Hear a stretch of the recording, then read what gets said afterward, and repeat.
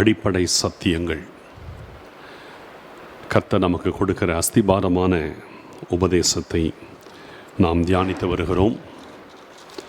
இந்த அஸ்திபாரம் நம்முடைய வாழ்க்கையில் உறுதியாக இருக்க வேண்டும்.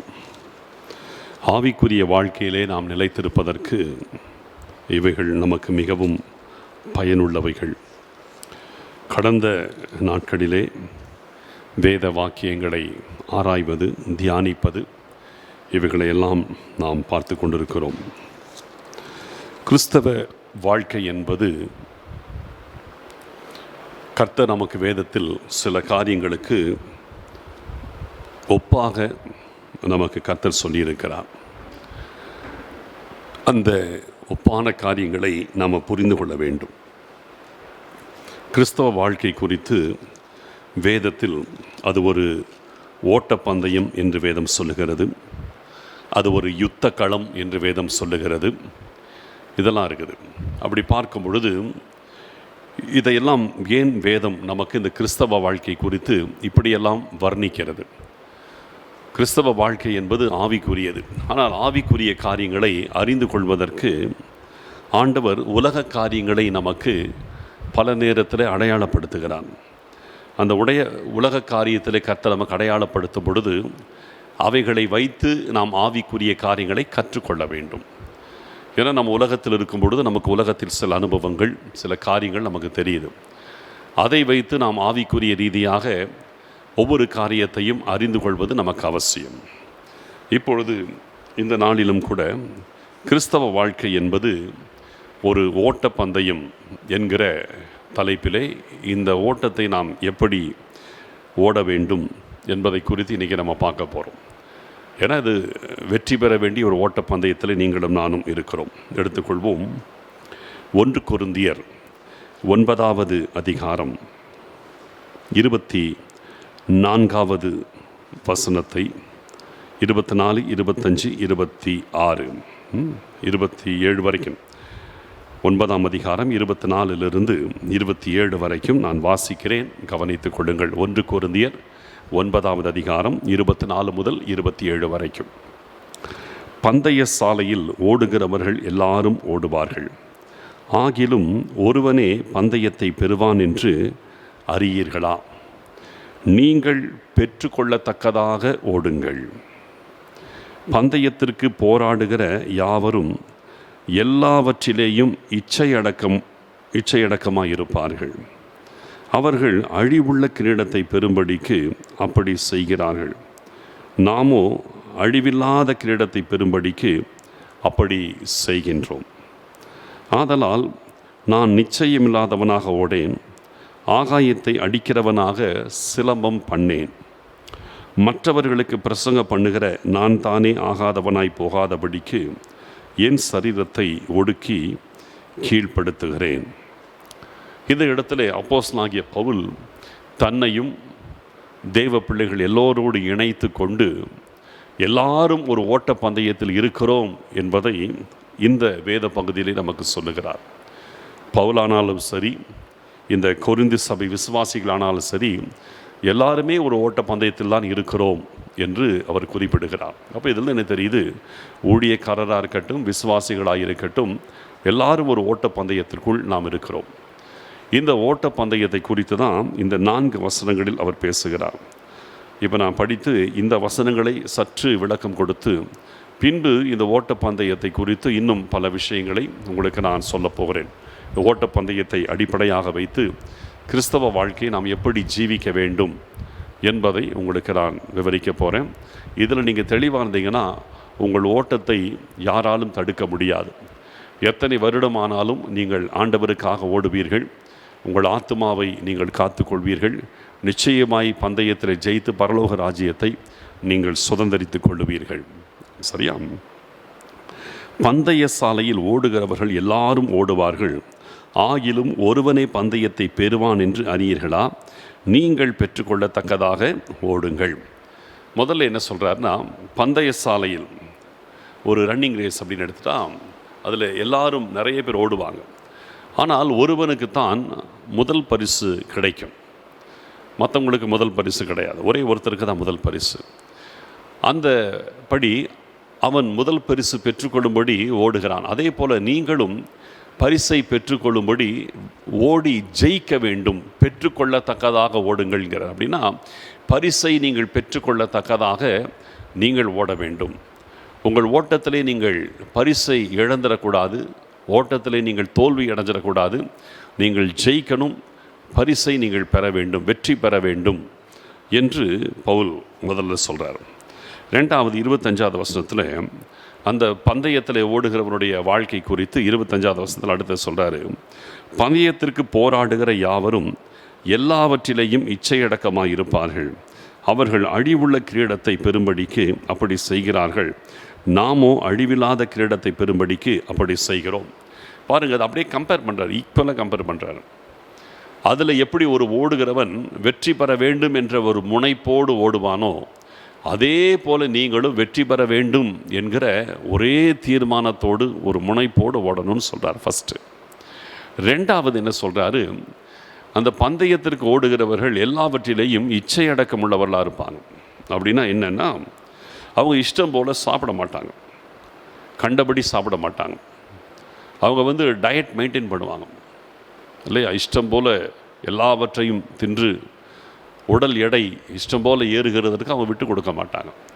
ஒரு ரன்னராக இருந்தால் அவங்க ஸ்லிம்மாக இருக்கணும். அப்போ அப்படி இருந்தால் தான் அவங்க வேகமாக ஓட முடியும். அதனாலே அவர்கள் கண்டபடி இஷ்டம் போல் சாப்பிட்டு உடம்பு பெருகுவதற்கு ஏதுவான உணவை சாப்பிடாம கட்டுப்பாடோடு இருப்பாங்க. கண்டபடி உணவை சாப்பிட மாட்டாங்க, டயட் மெயின்டைன் பண்ணி தான் அவங்க இச்சை அடக்கத்தோடு தங்கள் உணவு விஷயத்தில் கூட மிகவும் கட்டுப்பாடோடு இருப்பாங்க, இச்சை அடக்க உள்ளவங்களாக இருப்பாங்க. அதே போல் அவர்கள் அந்த அழிவுள்ள ஒரு கிரீடத்தை பெறுகிறதற்கே அவ்வளோ இச்சை அடக்கத்தோடு இருக்கும்போது, அழிவில்லாத கிரீடத்தை பெறுகிற நாம் எவ்வளவு இச்சை அடக்கத்தோடு ஓட்டத்தை ஓட வேண்டும்? ஒரு கொஸ்டின் ரைஸ் பண்ணுறார். அடுத்தது, ஆதலால் நான் நிச்சயமில்லாதவனாக ஓடேன், ஆகாயத்தை அடிக்கிறவனாக சிலம்பம் பண்ணேன். தன்னை பற்றி சொல்கிறார். அடுத்த 2 வசனங்கள் தன்னை பற்றி சொல்கிறார். நான் ஓடுற நான் நிச்சயம் இல்லாமல், ஏதோ கிடைச்சா பார்க்கலாம், ஜெயிச்சா ஜெயிக்கலாம், இல்லைன்னா போனால் போகுது, அப்படி நிச்சயம் இல்லாமல் நான் ஓடலை. ஜெயித்தே தீரணும், அப்படி தான் நான் ஓடுறேங்கிறேன். அடுத்து எப்படி சொல்கிறார், மற்றவர்களுக்கு பிரசங்கம் பண்ணுகிற நான் தானே ஆகாதவனாய் போகாதபடி என் சரீரத்தை ஒடுக்கி கீழ்ப்படுத்துகிறேன். என் சரீரத்தை நான் ஒடுக்கி கீழ்ப்படுத்துகிறேன். ஏன் மற்றவங்களுக்கு நான் பிரசங்கம் பண்ணுகிறேன், நானே கடைசியில் சரியாய் ஓடாமல் போயிடக்கூடாது. என் சரீரத்தை ஒடுக்கி நான் கீழ்ப்படுத்துகிறேன். இப்போ இந்த வசனத்திலிருந்து நமக்கு ஒன்று மட்டும் தெரியுது, ஆவிக்குரிய வாழ்க்கை என்பது ஒரு ஓட்டப்பந்தயம். இப்போ இந்த ஓட்டப்பந்தயத்தில் நீங்கள் பார்க்கும் பொழுது இச்சை அடக்கத்தோடு ஓடுவார்கள். அப்போ இந்த ஆவிக்குரிய வாழ்க்கையில் ஓடுகிறவர்கள் 2 காரியத்தையும் மெயினாக சொல்கிறாரு. நிச்சயத்தோடு ஓடணும், ஜெயிக்கணும் அப்படின்ற ஒரு வைராக்கியத்தோடு தீர்மானத்தோடு ஓடணும். சும்மா நானும் ஓடணும் ஓடக்கூடாது, ஜெயிக்கணும் அப்படின்ற ஒரு எண்ணத்தோடு ஓடணும். ரெண்டாவது, அதற்குரிய ஒரு கட்டுப்பாடு உள்ள வாழ்க்கையோடு நம்ம ஓடணும். இப்போ இதை ஒரு ஓட்டப்பந்தயம் என்று சொல்லுகிற பவுல், இதில் ஒருவனே பந்தயத்தை பெறுவான் அப்படின்னு சொல்கிறது எந்த இடத்துல, உலக பிரகாரமான பந்தய பொருளை பற்றி சொல்கிறார். உலக பிரகாரமான ஒரு ஓட்ட பந்தயத்தை பற்றி சொல்லும் பொழுது ஒருத்தனுக்கு தான் ப்ரைஸ் அப்படிங்கிறார். ஆனால் ஆவிக்குரிய ஓட்ட பந்தயத்தில் காட்டிங்கன்னா அப்படி கிடையாது. இதுவும் ஒரு ஓட்ட பந்தயம் தான். ஆனால் ஆவிக்குரிய ஓட்ட பந்தயத்தில் பார்த்தீங்கன்னா உலக பிரகாரமான ஓட்ட பந்தயத்தை விட என்னை பொறுத்த மட்டில் இது கர்த்தர் வச்சிருக்கிறது கொஞ்சம் லகுவானது தான். ஏன், எப்படி அப்படின்னு சொல்லி கேட்டிங்கன்னா, உலக பிரகாரமான ஓட்டத்தை ஓடுகிறவர்களை வாழ்க்கையில் பார்க்கும்போது அதில் ஃபஸ்ட்டு ட்ரையல்ஸ் ஓடுவாங்க இல்லையா, ஃபஸ்ட்டு ஹீட்ஸ் அப்படின்வாங்க. ஹீட்ஸ்ன்றது பார்த்திங்கன்னா மொத்தம் ஒரு 50 பேர் அதில் பங்கு பெறுகிறார்கள் என்றால் 8 பேராக விடுவாங்க. 8 பேராக விட்டு அதில் வருகிறதான முதல் 2 பேர் அப்படி எடுத்துகிட்டு மீதியெல்லாம் கழிச்சிட்டே வருவாங்க. கழிச்சிட்டே கடைசியில் ஒரு 8 பேர் தேரும்.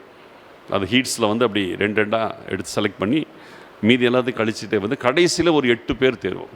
அந்த 8 பேரை தான் ஃபைனல்ஸில் ஓட விடுவாங்க. அந்த 8 பேரிலே முதல் வருகிற 3 பேருக்கு மட்டும்தான் பரிசு. அதில் முதல் வருகிறவனுக்கு தங்கம், அடுத்தது வெள்ளி, அடுத்தது வெண்கலம் அப்படின்னு 3 பரிசு கிடைக்குது. இது பாருங்கள், ஒரு 50 பேரில் அப்படியே கழிச்சு கட்டிகிட்டே வராங்க. அந்த ஒவ்வொரு 8 எட்டுலேயும் 8 ட்ராக் இருக்கும். 8ல் 2 2 அப்படியே கழிச்சுக்கிட்டே 2 2 மட்டும் செலக்ட் பண்ணி 6 6 கழிச்சுக்கிட்டே வந்து கடைசியிலே ஒரு 8 நிற்கிது. அந்த 8ல் 3 செலக்ட் பண்ணப்படுது. அந்த 3ல் 1 தான் தங்கம், 1 வெள்ளி, 1 வெண்கலம். அப்போ இது பாருங்கள் எவ்வளவு டஃப்பு. ஒரு 50 பேர்னா அவ்வளோ பேர் அந்த ஹீட்ஸ்லேயே கழிச்சிட்டே வருவாங்க. ஆனால் உலக பிரகாரமான ஓட்டப்பந்தயம் அப்படி இருக்குது. ஆவிக்குரிய ஓட்டத்தை ஆண்டவர் அப்படி வைக்கலை. ஆவிக்குரிய ஓட்டத்தில் நீ ஓடி ஜெயிக்கிற ஒருத்தன் தான் பரலோக ராஜ்யம் அப்படின்னு ஆண்டவர் சொல்லலை. புரியுதுங்களா? இப்போ ஒரு சபையில் 2 பேர் நான் செலக்ட் பண்ணுவேன், ஒரு சபையில் 3 பேருக்கு பரலோகம் அப்படின்னு ஆண்டவர் வைக்கலை. புரியுதுங்களா? அப்படி வச்சாருன்னா அது ரொம்ப டஃப்பான ஓட்டப்பந்தயமாக இருக்கும். ஒரு சபைக்கு 3 பேர் நான் செலக்ட் பண்ண போகிறேன் அப்படின்னு ஆண்டவர் வச்சாருன்னு வச்சுங்க, அது ரொம்ப டஃப்பாக இருக்கும். அப்படி வைக்கலை ஆண்டவர், அப்படிலாம் வைக்கலை. இந்த ஓட்டப்பந்தயத்தில் எப்படின்னு கேட்டிங்கன்னா, ஆண்டவர் வைக்கிற ஓட்டப்பந்தயத்தில் ஃபஸ்ட்டு வந்து ஜெயிக்கிறவன் 2வது வரான் அப்படி கிடையாது. தொடங்கி ஓடி முடிக்கிறவர்கள் அத்தனை பேருக்கும் பரிசு. தொடங்கினவங்க முடிக்கணும். இங்கே யார் ஜெயிக்கிறாங்கன்னா தொடங்கி முடிக்கிறவங்க எல்லாருக்குமே ப்ரைஸ். பாதியில் நின்று போயிட்டிங்கன்னா தான் ப்ரைஸ் கிடையாது. பாதியில் சோர்ந்து போய் உட்காந்துட்டோம்னா நமக்கு வந்து தோல்வி அடைஞ்சிட்டோன்னு அர்த்தம். இது வந்து ஒரு லாங் டிஸ்டன்ஸ் ரன்னிங். ஆவிக்குரிய ஓட்டம் என்பது ஷார்ட் டிஸ்டன்ஸ் கிடையாது, லாங் டிஸ்டன்ஸ் ரன்னிங். நிதானமாக ஓடணும், ஓடணும், ஓடணும், ஓடி முடிக்கணும். வேகமாக ஓடி பாதியில் நின்றுடக்கூடாது. சிலருக்கு இந்த ரன்னிங்கை பற்றி தெரியல. அதாவது என்ன சொல்கிறேன்னா, கிறிஸ்தவ வாழ்க்கையின் ஓட்ட பந்தயத்தை வந்து ஒரு லாங் டிஸ்டன்ஸ் ரன்னிங் என்பதை நம்ம வந்து நிறைய பேருக்கு தெரியல. இப்போ பாருங்கள், இது லாங் டிஸ்டன்ஸ் ரன்னிங் நான் சொல்கிறேன்ல, பைபிள் அப்படி தான் போட்டிருக்கு, லாங் டிஸ்டன்ஸ் ரன்னிங் தான் போட்டிருக்கு. வாசிக்கிறேன் பாருங்கள். எபிரேயர் 12ஆம் அதிகாரம் 1 வசனம். ஆவிக்குரிய ஓட்டப்பந்தயம் ஸ்ப்ரிண்ட் கிடையாது, அதாவது 100 200 மீட்டர் மாதிரி ஃபாஸ்ட்டாக ஓடுறது கிடையாது. இது லாங் டிஸ்டன்ஸ் ரன்னிங். ஆகையால் மேகம் போன்ற இத்தனை திரளான சாட்சிகள் நம்மை சூழ்ந்து கொண்டிருக்க, பாரமான யாவற்றையும் நம்மை சுற்றி நெருங்கி நிற்கின்ற பாவத்தையும் தள்ளிவிட்டு, விசுவாசத்தை துவக்குகிறவரும் முடிக்கிறவருமாயிருக்கிற இயேசுவை நோக்கி நமக்கு நியமித்திருக்கிற ஓட்டத்தில் பொறுமையோடே ஓடக்கடவோம். வேகமாக ஓடக்கடவோம்னு போடல இல்லையா? பொறுமையோடே ஓடக்கடவோம் அப்படின்னு என்ன அர்த்தம்? இது ஸ்பிரிண்ட் கிடையாது, இது லாங் டிஸ்டன்ஸ் ரன்னிங். 100 மீட்டர் அல்லது 200 மீட்டர் அல்லது 400 மீட்டர் இதை ஓடுறவங்க பார்த்தீங்கன்னா ஃபாஸ்ட்டாக ஓடுவாங்க, ஒரே மூச்சில் ஓடி வின் பண்ணணும்னு பார்ப்பாங்க. ஆனால் 1500 மீட்டர், 5000 மீட்டர், 10,000 மீட்டர் மேரத்தான் இதெல்லாம் பார்த்தீங்கன்னா ரொம்ப ஸ்லோவாக தான் ஓடுவாங்க. நிதானமாக ஓடி ஓடி ஓடி கடைசி லேப், ஃபைனல் லேப்பில் வரும்போது தான் ஸ்பீடை பிக்கப் பண்ணுவாங்க. அப்போது ஆவிக்குரிய ஓட்டத்தை பார்த்தீங்கன்னா பொறுமையோடு ஓட கடவும்ன்றார் இல்லையா? சாதாரண ஒரு ஓட்டப்பந்தயத்தில் என்ன சொன்னாலும் வேகமாக ஓடு வேகமாக ஓடு அப்படின்னு வாங்க எல்லாரும். ஆனால் வேதத்தில் ஆண்டவர் நமக்கு என்ன சொல்கிறாரு? வேகமாக ஓடாத, பொறுமையாக ஓடுங்கிறார். அப்படின்னா இது ஒரு long distance running, short distance கிடையாது. நிதானமாக ஓடணும். ஏன்னா நீங்கள் ரொம்ப நேரம் ஓட வேண்டியிருக்கும், ரொம்ப நாள் ஓட வேண்டியிருக்கும், ரொம்ப வருஷம் ஓட வேண்டியிருக்கும். புரிதலா? ஓடணும். சில ரட்சிக்கப்பட்டு 5 வருஷம் ஆச்சுன்னா 5 வருஷம் ஓடிட்டு இருக்கிறீங்க, 10 வருஷம்னா 10 வருஷம் ஓடிட்டு இருக்கிறீங்க. இப்படி ஓடிட்டுருக்கிறோம். ஒவ்வொருத்தருக்கும் கர்த்தர் என்ன செய்கிறாரு? ஓட வைக்கிறார். தொடர்ந்து ஓடணும். எத்தனை வருஷம் ஆண்டவர் நியமித்திருக்கிறாரோ அத்தனை வருஷம் ஓடிக்கொண்டே இருக்க வேண்டும். புரியுதுங்களா? அதுதான் ஆவிக்குரிய ஓட்டம். அப்போது இந்த ஓட்டத்தை வந்து லாங் டிஸ்டன்ஸ் ரன்னிங் நாம் ஓடணும் கடைசி வரைக்கும். கடைசி வரைக்கும்னா என்ன? ஒன்று இயேசு கிறிஸ்து வருகிற வரைக்கும் ஓடிட்டே இருக்கணும். இல்லைன்னா நம்முடைய மரணம் எப்போ சம்பவிக்குதோ அது வரைக்கும் நம்ம ஓடிக்கிட்டே இருக்கணும். இதுதான் கடைசி வரைக்கும் ஓடணும். அது வரைக்கும் நம்ம நிதானமாக பொறுமையாக மூச்சு பிடிச்சி ஓடிக்கிட்டே இருக்கணும். நடுவில் மூச்சு வாங்கி நின்றுடக்கூடாது, ஓடிக்கிட்டே இருக்கணும். அப்போ இதுலேருந்து என்ன தெரியுதுன்னா, இந்த விஷயத்தை தேவ பிள்ளைகள் புரிஞ்சுக்கணும். நிறைய பேர் வந்து ஆவிக்குரிய வாழ்க்கை வந்து ஒரு லாங் டிஸ்டன்ஸ் ரன்னிங்கிறது வந்து நிறைய பேருக்கு தெரியல. என்ன பண்ணுறாங்க? ஃபாஸ்ட்டாக ஓடி எல்லாத்தையும் முந்திக்கிட்டு ஓடணும்னு நினைக்கிறாங்க. எப்பவுமே இந்த லாங் டிஸ்டன்ஸில் சிலர் இருப்பாங்க, இப்படி தான் ஃபாஸ்ட்டாக ஓடி எடுத்தோன்னே ஃபஸ்ட் ரவுண்டில் வரும்போது முந்திட்டு இருப்பாங்க. மற்றவங்களாம் நிதானம் ஓடிட்டு இருக்கும்போது இவர் தான் ரொம்ப ஸ்பீடாக ஓடுற மாதிரி ஓடி மற்றவங்களோட முன்னால் ஓடிட்டுருப்பார். 2வது ரவுண்டில் முந்திட்டு இருப்பார், 3வது ரவுண்டில் முந்திட்டு இருப்பார். அவ்வளோதான் அவர் மூச்சு வாங்கிடும். போக போக போக அவர் தான் கடைசியில் பின்தங்கி அவர் தான் லாஸ்ட்டாக போய் முடிப்பார். முடிக்கும்போது லாஸ்ட்டாக போயிடுவார் அவர். இதுதான் நடக்கும். இதே போல் தான் ஆவிக்குரிய உலகத்துலேயும் நிறைய பேர் சிலர் இருக்கிறாங்க. சிலர் எப்படி பார்த்தேன்னு கேட்டிங்கன்னா, ஃபாஸ்ட்டாக ரன் பண்ணுவாங்க. எடுத்த உடனே நான் ரட்சிக்கப்பட்டேன், அவங்கள கையிலேயே பிடிக்க முடியாது. ரட்சிக்கப்பட்ட அதை பண்ணு இதை பண்ணி தேசத்தை கலக்கு, உலகத்தை உலுக்கு அப்படின்ட்டு இருப்பாங்க. இப்படி போட்டு அப்படி இப்படி துள்ளி குதிச்சுட்டு இருப்பாங்க. இந்த துள்ளி குதிக்கிறவங்க பார்த்தீங்கன்னா சீக்கிரத்தில் கப்புன்னு அப்படியே அடங்கிடுவாங்க. இது மாதிரி ரொம்ப ஃபாஸ்ட்டாக நான் நிறைய பேர் பார்த்துட்டேன். ஃபாஸ்ட்டாக ரொம்ப எக்ஸைட்டடாக போயின்ட்டு அப்படி கர்த்தர் எழுப்புதல் உடைய நடக்கணும், தேசம் மழியுது, உலகம் மழியுது, அது இதுன்னு தலையில நிற்பாங்க. அவங்க பார்த்தீங்கன்னா ரொம்ப நாள் ஓட மாட்டாங்க. சீக்கிரத்தில் பார்த்தீங்கன்னா அப்படியே புஷ்ஷுன்னு அவங்க இறங்கின்றாங்க, நின்றுடுவாங்க. காரணம் என்னென்னா, அந்த ஓட்டப்பந்தயத்துடைய உண்மையான காரியம் உங்களுக்கு தெரியல. இது வந்து ஒரு ஃபாஸ்ட்டாக ஓட வேண்டிய ஷார்ட் டிஸ்டன்ஸ் ரன்னிங் நினைக்கிறாங்க. கிடையாது, நிதானமாய் ஓட வேண்டிய லாங் டிஸ்டன்ஸ் ரன்னிங். இப்போது இந்த நிதானமாய் ஓட வேண்டிய லாங் டிஸ்டன்ஸ் ரன்னிங்கை நம்ம வந்து ஓடுறதா இருந்தாலும் சரி, ஷார்ட் டிஸ்டன்ஸ் ரன்னிங்காக இருந்தாலும் சரி, சில வழிமுறைகள், சில விதிமுறைகள் ஒன்று தான். அது என்னன்னு கேட்டிங்கன்னா, அவர்கள் உடலை கட்டுக்கோப்பாக வைத்து கொள்ள வேண்டும், ஆரோக்கியமாக வைத்து கொள்ளணும். ஏற்கனவே நம்ம வாசித்தது போல இச்சையடக்கம் உள்ளவர்களாய் தங்கள் உணவு விஷயத்தில் இச்சையடக்கமாக இருப்பாங்க. மற்ற ஒவ்வொரு காரியத்திலும் கட்டுப்பாடோடு இருப்பாங்க. இஷ்டம் போல் பொருட்களை வந்து உடம்பு ஏறக்கூடிய ஒரு பொருட்களை இஷ்டம் போல் சாப்பிடாமல் அவங்க என்ன செய்வாங்க, ரொம்ப கட்டுப்பாடோடு இருப்பாங்க. அதே போல் நம்முடைய ஆவிக்குரிய வாழ்க்கையிலும் நம்ம கட்டுப்பாடோடு கூட இருப்பது, அது எந்த ரன்னிங்காக இருந்தாலும் அது ரொம்ப அவசியம். அடுத்தது, நம்முடைய தனிப்பட்ட வாழ்க்கை கட்டுப்பாடோடு வைத்து கொள்ளணும். பரிசுத்தத்திற்கு நம்மை அர்ப்பணித்து நம்ம நிற்க வேண்டும் என்பது ரொம்ப முக்கியம். அடுத்தது பார்த்திங்கன்னா, இந்த ஓட்டத்தை ஓடுகிறவங்க வெறும் உணவு கட்டுப்பாடு மட்டும் அவங்களுக்கு போதாது. புரியுதுங்களா? வெறும் டயட்டை மட்டும் மெயின்டைன் பண்ணிவிட்டு நேராக போய் ட்ராக்கில் போய் ஓட முடியாது. வெறும் டயட் மட்டும், டயட் வந்து ஒரு காரணம், ஒரு விஷயம். உணவு கட்டுப்பாடு, அது இச்சை அடக்கம்ன்றது ஒரு காரியம். வெறும் இச்சை அடக்கம் மட்டும் போதாது. நம்முடைய வாழ்க்கையிலே இந்த ஓட்டப்பந்தயத்தை ஓடுவதற்கு இன்னொரு விஷயம் இருக்குது. அதாவது வெறும் சாப்பாட்டு விஷயத்தில் இச்சை அடக்கம் என்பது ஒரு காரியம். ரெண்டாவது, அவர்கள் அடுத்தது என்ன செய்கிறாங்கன்னா, டெய்லி ப்ராக்டிஸ் பண்ணுறாங்க. ஒரு நாள் அவங்க ஓட போகிறாங்கன்னா அன்னைக்கு மாத்திரம் திடீர்னு போய் ஓட மாட்டாங்க. டெய்லி ப்ராக்டிஸில் இருப்பாங்க. அவங்க ஓட்டப்பந்தயம் வருகிறது இன்னும் 10 மாதம் கழித்து வரப்போகுதுன்னா 10 மாதமும் டெய்லி ஓடிட்டுருப்பாங்க. டெய்லி ஓடுவாங்க. ஓடி ஓடி ஓடி ஓடி தன்னுடைய டைமிங்கை மெயின்டைன் பண்ணுறதுக்கு பார்த்து டெய்லி அந்த ரன்னிங்கில் ப்ராக்டிஸ்லேயே இருந்து தான் அவங்க ஓடுகிறதான அந்த டேட் வரும்போது அந்த நாளுக்காக மாத கணக்கில் அவங்க ப்ராக்டிஸில் இருப்பாங்க. டெய்லி ப்ராக்டிஸ் பண்ணாதான் அவர்கள் அந்த குறித்த நாளிலே ஓடி ஜெயிக்க முடியும். ப்ராக்டிஸ் பண்ணாமல் ஜெயிக்க முடியாது. அப்போ இந்த டெய்லி ப்ராக்டிஸ் பண்ணுறதுன்றது மாதிரி ஆவிக்குரிய வாழ்க்கைன்னு சொல்லுகிறேன். நமக்கு இச்சை அடக்கம் என்பது நம்பர் 1. நம்பர் 2 என்னென்னு கேட்டிங்கன்னா, ப்ராக்டிஸ். நம்முடைய வாழ்க்கையை தினசரி நம்முடைய சரீரத்தை கட்டுக்கோப்பாய் வைத்து கொள்வதற்கு நாம் சரியான விதத்தில் பயிற்சி எடுக்க வேண்டி இருக்கிறது. இந்த பயிற்சி எதுக்கு, அதனால் தெரியணும். உணவு கட்டுப்பாடு 1. ரெண்டாவது, உடலை சீராய் வைத்து அதை சரியான விதத்தில் இந்த மசில்ஸ் எல்லாம் ஃப்ளெக்சிபிளாக இருக்கிறதுக்கு அவங்க டெய்லி எக்ஸசைஸ், அதாவது ரன் பண்ணி அவங்க வந்து அதை மெயின்டைன் பண்ணுறாங்க. அப்போ இதில் என்ன தெரியுதுன்னு கேட்டிங்கன்னா, இந்த ரன் பண்ணிகிட்டே இருக்கிறதுனால டெய்லி அவங்க ப்ராக்டிஸ் பண்ணுறதுல என்ன நடக்குதுன்னா, அவங்களுக்கு அந்த 2 கால்களையுமே அவர்கள் ஓடுவதற்கு நல்ல ஆரோக்கியம் உள்ளதாய் அவர்கள் வைத்துக் கொள்ளுகிறாங்க. ஏன்னா அது ஓட்டப்பந்தயம். அதனால் 2 கால்களையும் நல்ல ஆரோக்கியம் உள்ளதாய் அவர்கள் வைத்து கொள்ளும்போது தான் அவர்கள் அந்த ஓடுகிற நாளிலே ஜெயிக்க முடியும். இது எதை குறிக்கிறது? நம்முடைய வாழ்க்கையில் இந்த 2 கால்களை நாம் உறுதியாக வைத்து கொள்ளலாம். எப்படி ஆவிக்குரிய வாழ்க்கையில் 2 கால்களை உறுதியாக வைக்கணுமோ, உலக ஓட்டத்தில் 2 கால்கள் உறுதியாக இருக்கணுமோ, அதே போல் ஆவிக்குரிய காரியத்திலும் 2 கால்கள் நமக்கு உறுதியாய் காணப்பட வேண்டியது அவசியம்.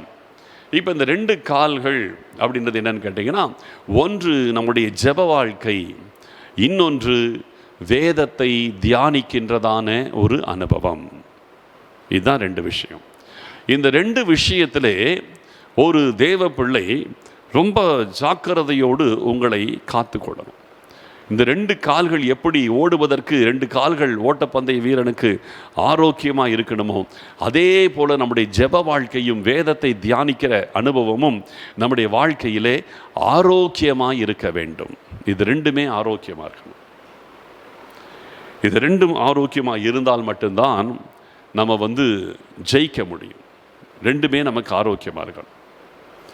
சரி, அப்போது இந்த 2 காரியத்தில் ஸ்ட்ராங்காக இருந்தால் போதுமா? போதும். ஒன்று உணவு பழக்கத்தில் அவங்க இச்சையடக்கமாக இருக்கிறது போல் நம்முடைய பரிசுத்த வாழ்க்கையில் நம்ம இச்சையடக்கமாக இருக்கணும். ரெண்டாவது, அவங்க தினசரி பயிற்சி பண்ணி இந்த 2 கால்களை உறுதியாக வச்சுருக்கிறது போல் தினசரி வேதத்தை தியானிக்கிற பயிற்சி இருக்கணும், ஜெப பயிற்சி இருக்கணும். இது 2மே வச்சு நம்முடைய 2 கால்களும் இந்த 2மே ஸ்ட்ராங்காக இருக்கணும், ஜெபிக்கிறதும் வேதத்தை தியானிக்கிறதும். ஆவிக்குரிய வாழ்க்கையில் இது 2 தான் காரியமானு கேட்டிங்கன்னா நிச்சயமாக சொல்கிறது இது 2 தான் காரியம். இன்றைக்கி நம்ம ஆவிக்குரிய ஓட்டத்தை ஓடுகிற தேவ பிள்ளைகள் பார்த்திங்கன்னா ரொம்ப காம்ப்ளிகேட் பண்ணிக்கிறாங்க பல விஷயத்தை. நான் ரொம்ப இன்றைக்கி சிம்பிளாக சொல்லித்தரேன். ஆவிக்குரிய ஓட்டத்தை சரியாக வெற்றியாக ஓடுறதுக்கு ரொம்ப சிம்பிளாக சொல்லித்தரேன். சிம்பிளாக நீங்கள் பார்த்தீங்கன்னா நிறைய பேர் நிறைய காம்ப்ளிகேட் பண்ணுறாங்க. எப்படி? நிறைய தீர்மானம் எடுக்கிறாங்க. தீர்மானம் எடுக்கிறது நான் தப்புன்னு சொல்ல மாட்டேன், தீர்மானம் எடுக்கிறதுல பற்றி நான் தப்புன்னு சொல்லலை. ஆனால் தீர்மானத்தை மட்டும் எடுத்துகிட்டு அதை நம்பியே அவங்க ஓடி ஜெயிச்செல்லாம் நினைக்கிறாங்க. குறிப்பாக நீங்கள் பாருங்கள், ஒரு வருஷத்தின் கடைசி நாள் டிசம்பர் 31 வரும்போது தீர்மானம் பண்ணுவாங்க. என்ன? புது வருஷத்துலேருந்து நான் இப்படி இருப்பேன், புது வருஷத்துலேருந்து நான் இப்படி செய்வேன், புது வருஷத்தில் இப்படி நான் செய்ய மாட்டேன், புது வருஷத்தின்படி நான் கோவப்பட மாட்டேன், சண்டை போட மாட்டேன், அது இது ஏதாவது ஒன்று தீர்மானம் பண்ணுவாங்க. ஆனால் அந்த டிசம்பர் 31 அவங்க எடுக்கிற தீர்மானம், அந்த முயற்சி, அந்த பிரதிஷ்டை எத்தனை நாளுக்கு அவங்களுடைய வாழ்க்கையில் வெற்றிகரமாய் ஓடுகிறது? கொஞ்சம் யோசிச்சு பாருங்கள். எத்தனை நாள் அதில் வெற்றி சிறக்கிறார்கள் அப்படின்னு பார்த்தீங்கன்னா எப்படியும் ஒரு 2 நாளைக்குள்ளே அவங்களுடைய காரியங்கள் அடி வாங்கிடும். அவங்க எடுக்கிற தீர்மானத்தில் எத்தனை நாள் நிற்கிறீங்க நீங்கள் உங்களோட வாழ்க்கை நீங்கள் யோசிச்சு பாருங்கள். இப்போ நான் பேசிக்கொண்டு இருக்கும்போது உங்களை நீங்கள் யோசிச்சு பாருங்கள். நீங்களும் டிசம்பர் 31 சில தீர்மானம் எடுத்திருப்பீங்க. அந்த தீர்மானத்தை எத்தனை நாள் உங்களால் கீப்பப் பண்ண முடிஞ்சது? வெற்றிகரமாக உங்களால் எத்தனை நாள் அந்த தீர்மானத்தை நிறைவேற்ற உங்களால் முடிஞ்சுது? கொஞ்சம் யோசிச்சு பாருங்கள். ஃபெயில் ஆகிருப்பீங்க, நிச்சயமாக ஃபெயில் ஆகிருப்பீங்க. சீக்கிரத்தில் சிலர் 1 சாயங்காலத்துக்குள்ளே ஃபெயில் ஆகிட்டு இருப்பீங்க, ஒரு நாள் கூட ஓடாது. அப்போ இதுலேருந்து என்ன தெரியுதுன்னா, தீர்மானம் எடுக்கிறது தப்புன்னு சொல்லலை, ஆனால் உங்கள் எடுக்கிற தீர்மானங்கள்லாம் திரும்ப திரும்ப வருஷம் தோல்வி அடைச்சிட்டு இருக்குதே, இது ஏன் என்று தான் நான் கேட்குறேன், இல்லையா? அப்போ இதிலிருந்து நம்ம ஒன்று மட்டும் தெரியணும், நீங்கள் எடுக்கிற தீர்மானத்தினால் உங்களால் வெற்றி பெற முடியவில்லை என்பது உங்களுக்கே தெரியும். நீங்கள் எடுக்கிற தீர்மானத்தில் நீங்கள் வெற்றி பெற முடியல. அப்போ தீர்மானங்கள் மட்டும் வாழ்க்கை அல்ல, நம்முடைய ஆவிக்குரிய வாழ்க்கைக்கு அஸ்திபாரமாக இருக்கிறதான சில காரியத்தை நம்ம புரிஞ்சுக்கணும். இது ஒரு ஓட்டப்பந்தயம். இதில் இந்த 2 கால்கள் உறுதியாக இருந்தால் தான் ஓட முடியும். இதில் பாருங்கள், 2மே ஈக்குவல் பேலன்ஸ் தான், ஹெல்த்தியாக இருக்கணும், ஒரே லெவலில் ஸ்ட்ராங்காக இருக்கணும். இப்போ பாருங்கள், உலகத்தில் 2 கால்களுமே பலவீனமானவங்க இருக்கிறாங்க. அவங்கள நம்ம என்ன சொல்லுவோன்னா சப்பானிகள் அப்படின்னு சொல்லுவாங்க. அவங்களுக்கு 2 காலுமே விளங்காது, அவங்களால நிற்கக்கூட முடியாது, தவழ்ந்துட்டு தான் போகணும், யாராவது அவங்கள தூக்கிட்டு தான் போகணும், அவங்களால நிற்க முடியாது, நடக்க முடியாது. இது சப்பானி தனம். இன்னொன்று இருக்குது, ஒரு கால் நல்ல ஆரோக்கியமாக இருக்கும், இன்னொரு கால் பலவீனமாக இருக்கும். இவர்கள் எழுந்திருப்பாங்க, நிற்பாங்க, நொண்டி நொண்டி நடப்பாங்க. இவங்களால ஓட முடியாது, இல்லையா? தாங்கி தாங்கி நடக்கிறவங்க எழுந்துவாங்க, நிற்பாங்க, நடப்பாங்க, ஆனால் ஓட முடியாது. இவங்களால் தாங்கி தாங்கி நடக்கத்தான் முடியும். இவர்கள் நொண்டுகிறவர்கள், இவங்களும் ஓட்டப்பந்தயத்துக்கு சரி வராது. 2 காலும் சமநிலையிலே யாருக்கு ஆரோக்கியமாக இருக்கிறதோ அவர்கள் மட்டும்தான் ஓடுகிறதற்கு ஏற்றவர்கள். இப்போது விசுவாசிகளில் இதே மாதிரி தான் இருக்குது. சில விசுவாசி சப்பானி விசுவாசி. சப்பானி விசுவாசி என்னென்னா 2மே கிடையாது, 2மே வீக்காக இருக்குது. ஜெப வாழ்க்கையும் வீக்காக இருக்குது, பைபிள் படிக்கிறது வீக்காக இருக்குது, 2மே பண்ணுறது கிடையாது.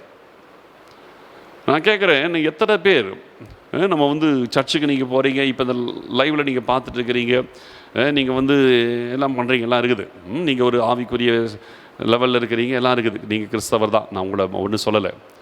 ஆனால் நீங்கள் தனியாக ஒரு நாளைக்கு எவ்வளோ நேரம் உங்களால் ஜெபிக்க முடியுது? எவ்வளோ நேரம் ஜெபிக்கிறீங்கன்னு நான் கேட்குறேன். நீங்கள் சர்ச்சுக்கு போகிறதையோ கூட்டம் கூடுறதையோ இப்போ இந்த ஆன்லைனில் நீங்கள் அட்டன் பண்ணுறதெல்லாம் நான் சொல்லலை, இதெல்லாம் விட்டுருங்க. இதெல்லாம் இல்லாமல் இன்னைக்கு காலையிலிருந்து இது வரைக்கும் தனியாக நீங்கள் எவ்வளோ நேரம் ஜெபிச்சிங்க? அல்லது யாரோ ஒருத்தரோட கூட சேர்ந்தாது ஜெபத்தில் இன்னைக்கு நீங்கள் எவ்வளவு நேரம் செலவு பண்ணீங்க? இது என்னுடைய முதல் கேள்வி. இன்னைக்கு நீங்கள் ஜெபிக்கிறதில் இன்னைக்கு காலையிலிருந்து இன்னைக்கு இப்போ வரைக்கும் ஜெபத்தில் எவ்வளவு நேரம் செலவு பண்ணீங்க? யோசிச்சு பாருங்கள். அப்போ ஒரு கால் எப்படி இருக்குன்னு பாருங்கள். உங்கள் ஒரு கால் ஸ்ட்ராங்காக இருக்கா வீக்காக இருக்கான்னு இப்போ சொல்லுங்கள். ரெண்டாவது, இன்றைக்கி காலையிலேருந்து இது வரைக்கும் வேதத்தோடு எவ்வளவு நேரம் செலவு பண்ணீங்க? இந்த 2 கேள்விகளுக்கு இப்போ நீங்கள் உங்கள் மனசில் மனசாட்சிக்கு விரோதம் இல்லாமல் இப்போ நீங்கள் கொஞ்சம் யோசிங்க. இன்றைக்கி காலையிலேருந்து இது வரைக்கும் நீங்கள் கூட்டத்துக்கு போனீங்க, வந்தீங்க, கலந்துக்கிட்டீங்க, அதெல்லாம் வேறு கதை. ஜெபிக்கிறதற்கும் வேதத்தை வாசிக்கிறதற்கும் இன்றைக்கி காலையிலேருந்து இது வரைக்கும் எவ்வளவு நேரம் செலவு செய்திருக்கிறீர்கள்? இதை வச்சு இன்றைக்கி உங்களுடைய 2 கால்கள் என்ன நிலையில் இருக்குதுன்றத கொஞ்சம் நிதானித்து கொள்ளுங்கள். 2மே இன்றைக்கி நீங்கள் பண்ணலாம். காலையில் ஜெபமே பண்ணலை, பைபிளே படிக்கலை, ஏதோ இப்போ எப்படியோ தட்டு மாதிரி லைவ் ஸ்ட்ரீமில் வந்து உட்காந்துட்டேங்கிறீங்களா? அப்போது நீங்கள் சப்பானி விசுவாசி. புரியுதா? அப்போ நீங்கள் சப்பானி விசுவாசி. இன்றைக்கி கொஞ்சம் ஜெபம் மட்டும் பண்ணேன், பைபிள் படிக்கலை அப்படின்னா நீங்கள் நொண்டி விசுவாசி. இன்றைக்கி நான் ஜெபமும் பண்ணியிருக்கேன், பைபிளும் படிச்சிருக்கிறேன், இப்போ லைவ் ஸ்ட்ரீம்லேயும் வந்து உட்கார்ந்துருக்கிறேன் அப்படின்னா நீங்கள் ஓடுகிறதற்கு பலன் அடைந்திருக்கிறீர்கள். சரியா? இப்போது நான் சொல்கிறத வச்சு இன்றைக்கு உங்களுடைய நிலை என்ன என்பதை நீங்கள் அறிந்து கொள்ள வேண்டும். இதே போல தான் ஒவ்வொரு நாளிலும் சொல்கிறேன், உங்களுடைய ஜெப வாழ்க்கையும் வேதத்தை தியானிக்கிறதும் பேலன்ஸ்டாக இருக்கணும், சமநிலையில் இருக்கணும். அப்படி இருக்கும்போது தான் நீங்கள் சீராய் ஓடி ஓட்டத்தை ஜெயிக்க முடியும். இல்லைன்னா நீங்கள் ஜெயிக்க முடியாது. ஏன் இது 2 தான் முக்கியம் அப்படின்னு நான் சொல்கிறேன்? நீங்கள் எடுக்கிற தீர்மானத்தோடு இது 2 தான் முக்கியம் அப்படின்னு நான் ஏன் சொல்கிறேன்னு கேட்டிங்கன்னா, ஜெபிக்கும்போது நம்ம ஆண்டவரோடு பேசணும். வேதத்தை வாசிக்கும்போது ஆண்டவர் நம்மோடு பேசுகிறார். புரியுதுங்களா? ஜெபிக்கும்போது ஆண்டவரோடு நம்ம பேசுகிறோம், வேதத்தை வாசிக்கும்போது, தியானிக்கும்போது அல்லது ஆராயும் போது ஆண்டவர் நம்மோடு பேசுகிறார். இது 2 தான் ஆண்டவரோடு நம்மை ஐக்கியப்படுத்துகிற விஷயம். நீங்கள் ஒருத்தரோட க்ளோஸாக இருக்கணும்னு வச்சுக்கோங்க, ஒரு குறிப்பிட்ட நபரோட நெருக்கமாய் பழகணும் அப்படின்னா என்ன செய்யணும்? சும்மா நீங்கள் அவங்கள பார்த்தா போதுமா? அவங்கள மனசில் நினச்சிட்டா போதுமா? உங்களை அடிக்கடி நான் நினைக்கிறேன் அப்படின்னா ஒருத்தரோட க்ளோஸ் ஃப்ரெண்டாக நீங்கள் இருந்துட முடியுமா? அப்படிலாம் கிடையாது. சும்மா மனசில் உங்களை நான் அடிக்கடி நினைக்கிறேன்றதுனால ஒருத்தரை க்ளோஸ் ஃப்ரெண்டு நம்ம சொல்லிக்க முடியாது. ஒருத்தரோடு நம்ம நெருக்கமான நபர் அப்படின்னா என்ன அர்த்தம்னா, நம்ம அவங்களோடு டெய்லி பேசுகிறவங்களாக இருக்கணும், அவங்க பேசுகிறத கேட்குறவங்களாக இருக்கணும். இந்த 2 விஷயமும் நம்ம லைஃப்பில் இருக்கணும். பேசுவதும் கேட்பதும், அவங்க பேசுகிறத டைம் கொடுத்து கேட்கணும், நம்ம பேசணும், அவங்களோட பேசணும், மனம் விட்டு பேசணும், அவர்கள் நம்மோடு பேசுவதை நிதானமாய் கவனிக்கணும். இது 2மே இருந்தால் தான் உங்களுக்கும் அந்த குறிப்பிட்ட நபருக்கும் நடுவிலே உறவு உறுதியாக இருக்கும். நம்மளும் பேசணும், அவங்க பேசுகிறதையும் கேட்கணும். நம்மளையே பேசிகிட்டு இருந்து அவங்க பேசுகிறத கவனிக்கலன்னு வச்சுங்க, சீக்கிரம் அந்த உறவு முறிஞ்சிடும். சிலர் எப்படி இருக்கிறாங்கன்னு கேட்டிங்கன்னா, பேசிகிட்டே இருப்பாங்க. இவங்க மட்டும் நம்ம ஜெபம் மட்டும் பண்ணுவாங்க, பைபிளே படிக்க மாட்டாங்க, இவங்க மட்டும் பேசிகிட்டு இருப்பாங்க, அவங்க பேசுகிறத கேட்குறதுக்கு டைமே கொடுக்க மாட்டாங்க. இப்படி இருந்தால் என்ன நடக்கும் தெரியுமா? அவங்களுக்கு எதிரில் இருக்கிறதான அந்த நபருக்கு சலிப்பு வந்து, என்னடா அது நம்ம பேசுனா இவங்க கேட்க மாட்டேங்கிற, அவங்க மட்டும் வளவளன்னு பேசுகிறாங்க. நீங்கள் கொஞ்சம் யோசிச்சு பாருங்கள், யாராவது ஒருத்தர்கிட்ட உங்கள்கிட்ட வந்து உட்காந்து வளவளன்னு பேசிகிட்டே இருக்கிறாங்க, நீங்கள் என்ன சொன்னாலும் காது கொடுத்து கேட்க மாட்டேன், உங்களை பேச விடாமல் அவங்க பாட்டுக்கு பேசிகிட்டே இருந்தாங்கன்னா உங்களுக்கு அந்த நபரை கண்டா எரிச்சல் வந்துடும். என்னடா வந்து உட்காந்து வளவளன்னு பேசுகிறாங்க, நம்ம ஒன்று பேசலாம் எதுவுமே காதில் வாங்க மாட்டேங்கிறாங்க, அந்த ஃப்ரெண்ட்ஷிப் வந்து நிலைக்காது. சிலர் இருப்பாங்க, வந்து உட்காந்துட்டு பேசவே மாட்டாங்க, உட்காந்துருப்பாங்க, நீங்கள் பேசினா தலையை மட்டும் ஆட்டுவாங்க, அவங்க பேச மாட்டாங்க. இது ஒரு கேட்டகரி. இது எப்படி தெரியுமா உங்களுக்கு? இந்த கேட்டகரி யாருன்னா, பைபிள் நல்லா படிப்பாங்க, காலையிலேருந்து சாயங்காலம் வரைக்கும் நிறைய பைபிள் படிப்பாங்க, ஜெபமே பண்ண மாட்டாங்க, இவங்க பேச மாட்டாங்க, ஆண்டவர் பேசுறதுக்கு மட்டும் உட்காந்து கேட்டுக்கிட்டே இருப்பாங்க, ஆனால் இவங்க பதிலுக்கு ஒரு வார்த்தை பேச மாட்டாங்க. இதுவும் தப்பு. நல்லா கவனிங்க. ஒரு ஆள் உங்ககிட்ட வந்து உட்காந்து பேசிகிட்டே இருக்கிறாங்க, தொணன்னு பேசுகிறாங்க, நீங்கள் பேசுகிறத கவனிக்கலைனாலும் உங்களுக்கு அந்த நபரோடு கூட தொடர்ந்து ஃப்ரெண்ட்ஷிப் வைக்கிறது பிடிக்காது. அதே போல் நீங்கள் பேசுகிறதை மட்டும் கேட்டுட்டு அவங்க பதிலுக்கு எந்த ரெஸ்பான்ஸும் சொல்லாமல் அப்படியே தலையை மட்டும் ஆட்டிட்டு உட்காந்துருந்தாலும் அந்த நபரோடையும் உங்களோட க்ளோஸாக வாழ முடியாது. புரியுதா? இதே மாதிரி தான் இன்றைக்கி விசுவாசிகள் நிறைய பேர் செய்கிற தப்பு இதுதான். கர்த்தருடைய பிள்ளைகள் என்ன, ஒன்று ஜெபிக்கிறதுக்கு பிடிக்கும் சிலருக்கு, சிலருக்கு பைபிள் படிக்க பிடிக்கும், 2யுமே சரிசமமாக செய்கிறது கிடையாது. இந்த மாதிரி ஒன்றை மட்டும் பிடிச்சிட்டு இருக்கிறவங்களும் ஆண்டவரோடு நெருங்கி வாழ முடியாது. எப்படி இந்த உலகத்தில் ஏதாவது ஒன்றை மட்டும் செய்கிறவங்க, ஒன்று பேசுறது இல்லை கேட்குறது, ஏதாவது ஒன்றை மட்டும் செய்கிறவங்க எப்படி ஒரு நபரோடு க்ளோஸாக வாழ முடியாதோ, அதே போல தான் ஆண்டவரோடு வெறும் ஜெபிக்கிறதோ அல்லது வெறும் பைபிளை படிக்கிறதோ ஒன்றை மட்டும் செய்கிறவங்க சரியான க்ளோஸாக இருக்க முடியாது. ரெண்டுமே நமக்கு சரிசமமாக இருக்கணும். அப்போ தான் ஆண்டவரோடு நமக்கு உறவு பில்டப் ஆகும். இதில் இன்னொரு விஷயம் என்னன்னு கேட்டிங்கன்னா, ஆண்டவர் நம்மளை இந்த ஆவிக்குரிய வாழ்க்கையில் வருவதற்கு நமக்கு கர்த்தர் வச்சிருக்கிற காரியத்தை நம்ம புரிஞ்சுக்கணும். நான் இந்த வேதத்தை ஆராய்வதை குறித்து கடந்த 2-3 நாட்களாக சொல்லிட்டு இருக்கிறேன். இந்த வேதத்தை ஆராய்வதை குறித்து நான் சொல்லும் பொழுது நான் உங்களுக்கு முக்கியமாக சொன்னேன், தேவனுடைய மனுஷன் தேறினவனாகவும் எந்த நற்கிரிகளை செய்ய தகுதி உள்ளவனாய் இருக்கும்படிக்கு வேத வசனங்கள் உபதேசத்திற்கும் கடிந்து கொள்ளுதலுக்கும் சீர்திருத்தலுக்கும் நீதியை படிப்பிக்குதலுக்கும் பிரயோஜனம் உள்ளதாக இருக்கிறதுன்னு சொல்லி நம்ம படித்தோம் இல்லையா? 2 தீமோத்தேயு 3ஆம் அதிகாரம் 16-17 வசனங்களில் அப்படி நம்ம படித்தோம். அப்படி பார்க்கும்போது இந்த காரியம் நம்மளை ஆவிக்குரிய வாழ்க்கையிலே நம்ம தேறினவர்களாய் மாறணும் இல்லையா? தேறினவர்கள் மெச்சூர்டாக நம்ம மாறணும். ஆண்டவர் நம்மளை எதுக்கு ரட்சித்தார்? நான் சொல்கிறேன், இந்த ஓட்டப்பந்தயம் சொல்கிறோமே, எதுக்காக ஆண்டவர் உங்களை தெரிந்து கொண்டார் தெரியுமா? உங்களை பற்றி ஆண்டவருடைய எதிர்பார்ப்பு என்னன்னு உங்களுக்கு தெரியுமா? உங்களை ரட்சித்தார், நீங்கள் தேவ பிள்ளையாக இருக்கிறீங்க, ஞானஸ்நானம் எடுத்தீங்க, அபிஷேகம் பெற்றீங்க, ஒரு சபைக்கு போகிறீங்க, கர்த்தருடைய பிள்ளைன்ற ஒரு நிலையில் இருக்கிறீங்க, இதெல்லாம் இருக்குது, ரைட்டு. ஆனால் உங்களை குறித்து ஆண்டவருடைய பிரதானமான பர்பஸ், உங்ககிட்ட ஆண்டவர் என்னத்தை எதிர்பார்க்கிறாரு அது உங்களுக்கு தெரியுமா? இல்லையா? நீங்களாக ஒன்று செஞ்சுட்டு இருக்கக்கூடாது. உங்ககிட்ட ஆண்டவர் என்னத்தை எதிர்பார்க்கிறார் அதெல்லாம் உங்களுக்கு நல்லா தெரியணும். உங்ககிட்ட அவர் எதிர்பார்க்கிற விஷயம் என்ன? நிறைய விஷயம் இருக்குது. ஆண்டவர் நம்மகிட்ட எதிர்பார்க்குறது நிறைய இருக்குது. பிரதானமானது நம்மை குறித்து ஆண்டவருடைய மிகப்பெரிய எதிர்பார்ப்பு, நம்மை குறித்து ஆண்டவருடைய விஷன், எதுக்காக என் ஆண்டவர் என்னை தெரிந்து கொண்டார் சொல்லட்டுமா உங்களுக்கு? ஒரே வசனத்தில் காட்டுறேன். ரோமருக்கு எழுதின நிருபம் 8ஆவது அதிகாரம் 29வது வசனம். இதுதான் ஆண்டவர் உங்களை தெரிந்து கொண்டதனுடைய நோக்கம். ரோமர் 8ஆம் அதிகாரம் 29வது வசனம். தம்முடைய குமாரன் அநேக சகோதரருக்குள்ளே முதற் பேரானவராய் இருக்கும் பொருட்டு தேவன் எவர்களை முன்னறிந்தாரோ அவர்களை தமது குமாரனுடைய சாயலுக்கு ஒப்பாயிருப்பதற்கு முன்குறித்திருக்கிறார். நல்லா பாருங்க, எதற்காக கர்த்தர் நம்மை முன்குறித்தார்? உலக தோற்றத்துக்கு முன்பதாகவே கர்த்தர் நம்மை முன்குறித்தார் இல்லையா? தமக்கு முன்பாக நாம் அன்பிலே பரிசுத்தம் உள்ளவர்களும் குற்றமற்றவர்களுமாய் இருக்கும்படி உலக தோற்றத்துக்கு முன்பதாகவே கிறிஸ்துவுக்குள் நாம் முன்குறிக்கப்பட்டோம் என்று எபேசியர் 1 அதிகாரம் 4ஆம் வசனத்தில் சொல்லப்பட்டிருக்கிறது. அப்போ இந்த முன்குறிக்கப்பட்டதின் நோக்கம் என்ன? தம்முடைய குமாரன் அநேக சகோதரருக்குள்ளே முதற் பேரானவராய் இருக்கும் பொருட்டு தேவன் எவர்களை முன்னறிந்தாரோ, நம்மளெல்லாம் முன்னறிந்தார், அவர்களை தமது குமாரனுடைய சாயலுக்கு ஒப்பாயிருப்பதற்கு முன்குறித்திருக்கிறார். நீங்கள் இயேசு கிறிஸ்துவை போலவே இருக்கணுன்றதுக்காக உங்களை முன்குறிச்சிருக்கிறார். புரியுதா உங்களுக்கு? எதுக்கு என் ஆண்டவர் என்னை ரட்சித்தார்? எதுக்காக இயேசு கிறிஸ்து தன்னுடைய உயிரை கொடுத்தார்? எதுக்கு இயேசு கிறிஸ்து தன்னுடைய ரத்தத்தை சிந்தினார்? எதற்காக என் பாவங்களிலிருந்து என்னை மீட்டெடுத்தார்? எதற்காக கர்த்தர் தம்முடைய வசனத்தை என் கையில் கொடுத்திருக்கிறார்? எதற்காக ஜெபிக்கிறதற்கு எனக்கு அபிஷேகத்தை கொடுத்திருக்கிறார்? எதுக்கு இதெல்லாம் கொடுத்திருக்கிறார்? நான் இயேசு கிறிஸ்துவை போல மாறணும். வேற யாரு மாதிரியும் கிடையாது. நான் இயேசு கிறிஸ்துவை போல மாறணும். அதுக்காகத்தான் என் ஆண்டவர் என்னை ரட்சித்திருக்கிறார். அதற்காகத்தான் பரிசுத்த வேத வசனத்தை என் கையில் கொடுத்திருக்கிறார். அதற்காகத்தான் நான் ஜெபிக்கும்படி எனக்கு அபிஷேகத்தை கொடுத்திருக்கிறார். அப்போ என் வாழ்க்கையிலே தேவ திட்டம் என்பது என்ன? நான் இயேசு கிறிஸ்துவை போல மாற வேண்டும். இப்போ இயேசு கிறிஸ்துவை போல மாற முடியுமா? முடியாத ஒன்றை ஆண்டவர் நம்மிடத்தில் எதிர்பார்க்க மாட்டார். புரியுதா? முடியாத ஒன்றை ஆண்டவர் நம்மிடத்தில் எதிர்பார்க்க மாட்டார். முயற்சி செய்யணும்.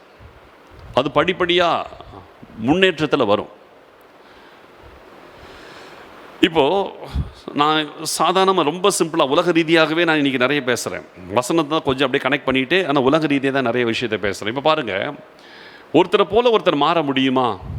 முடியும். உலகத்திலேயே மாற முடியும்.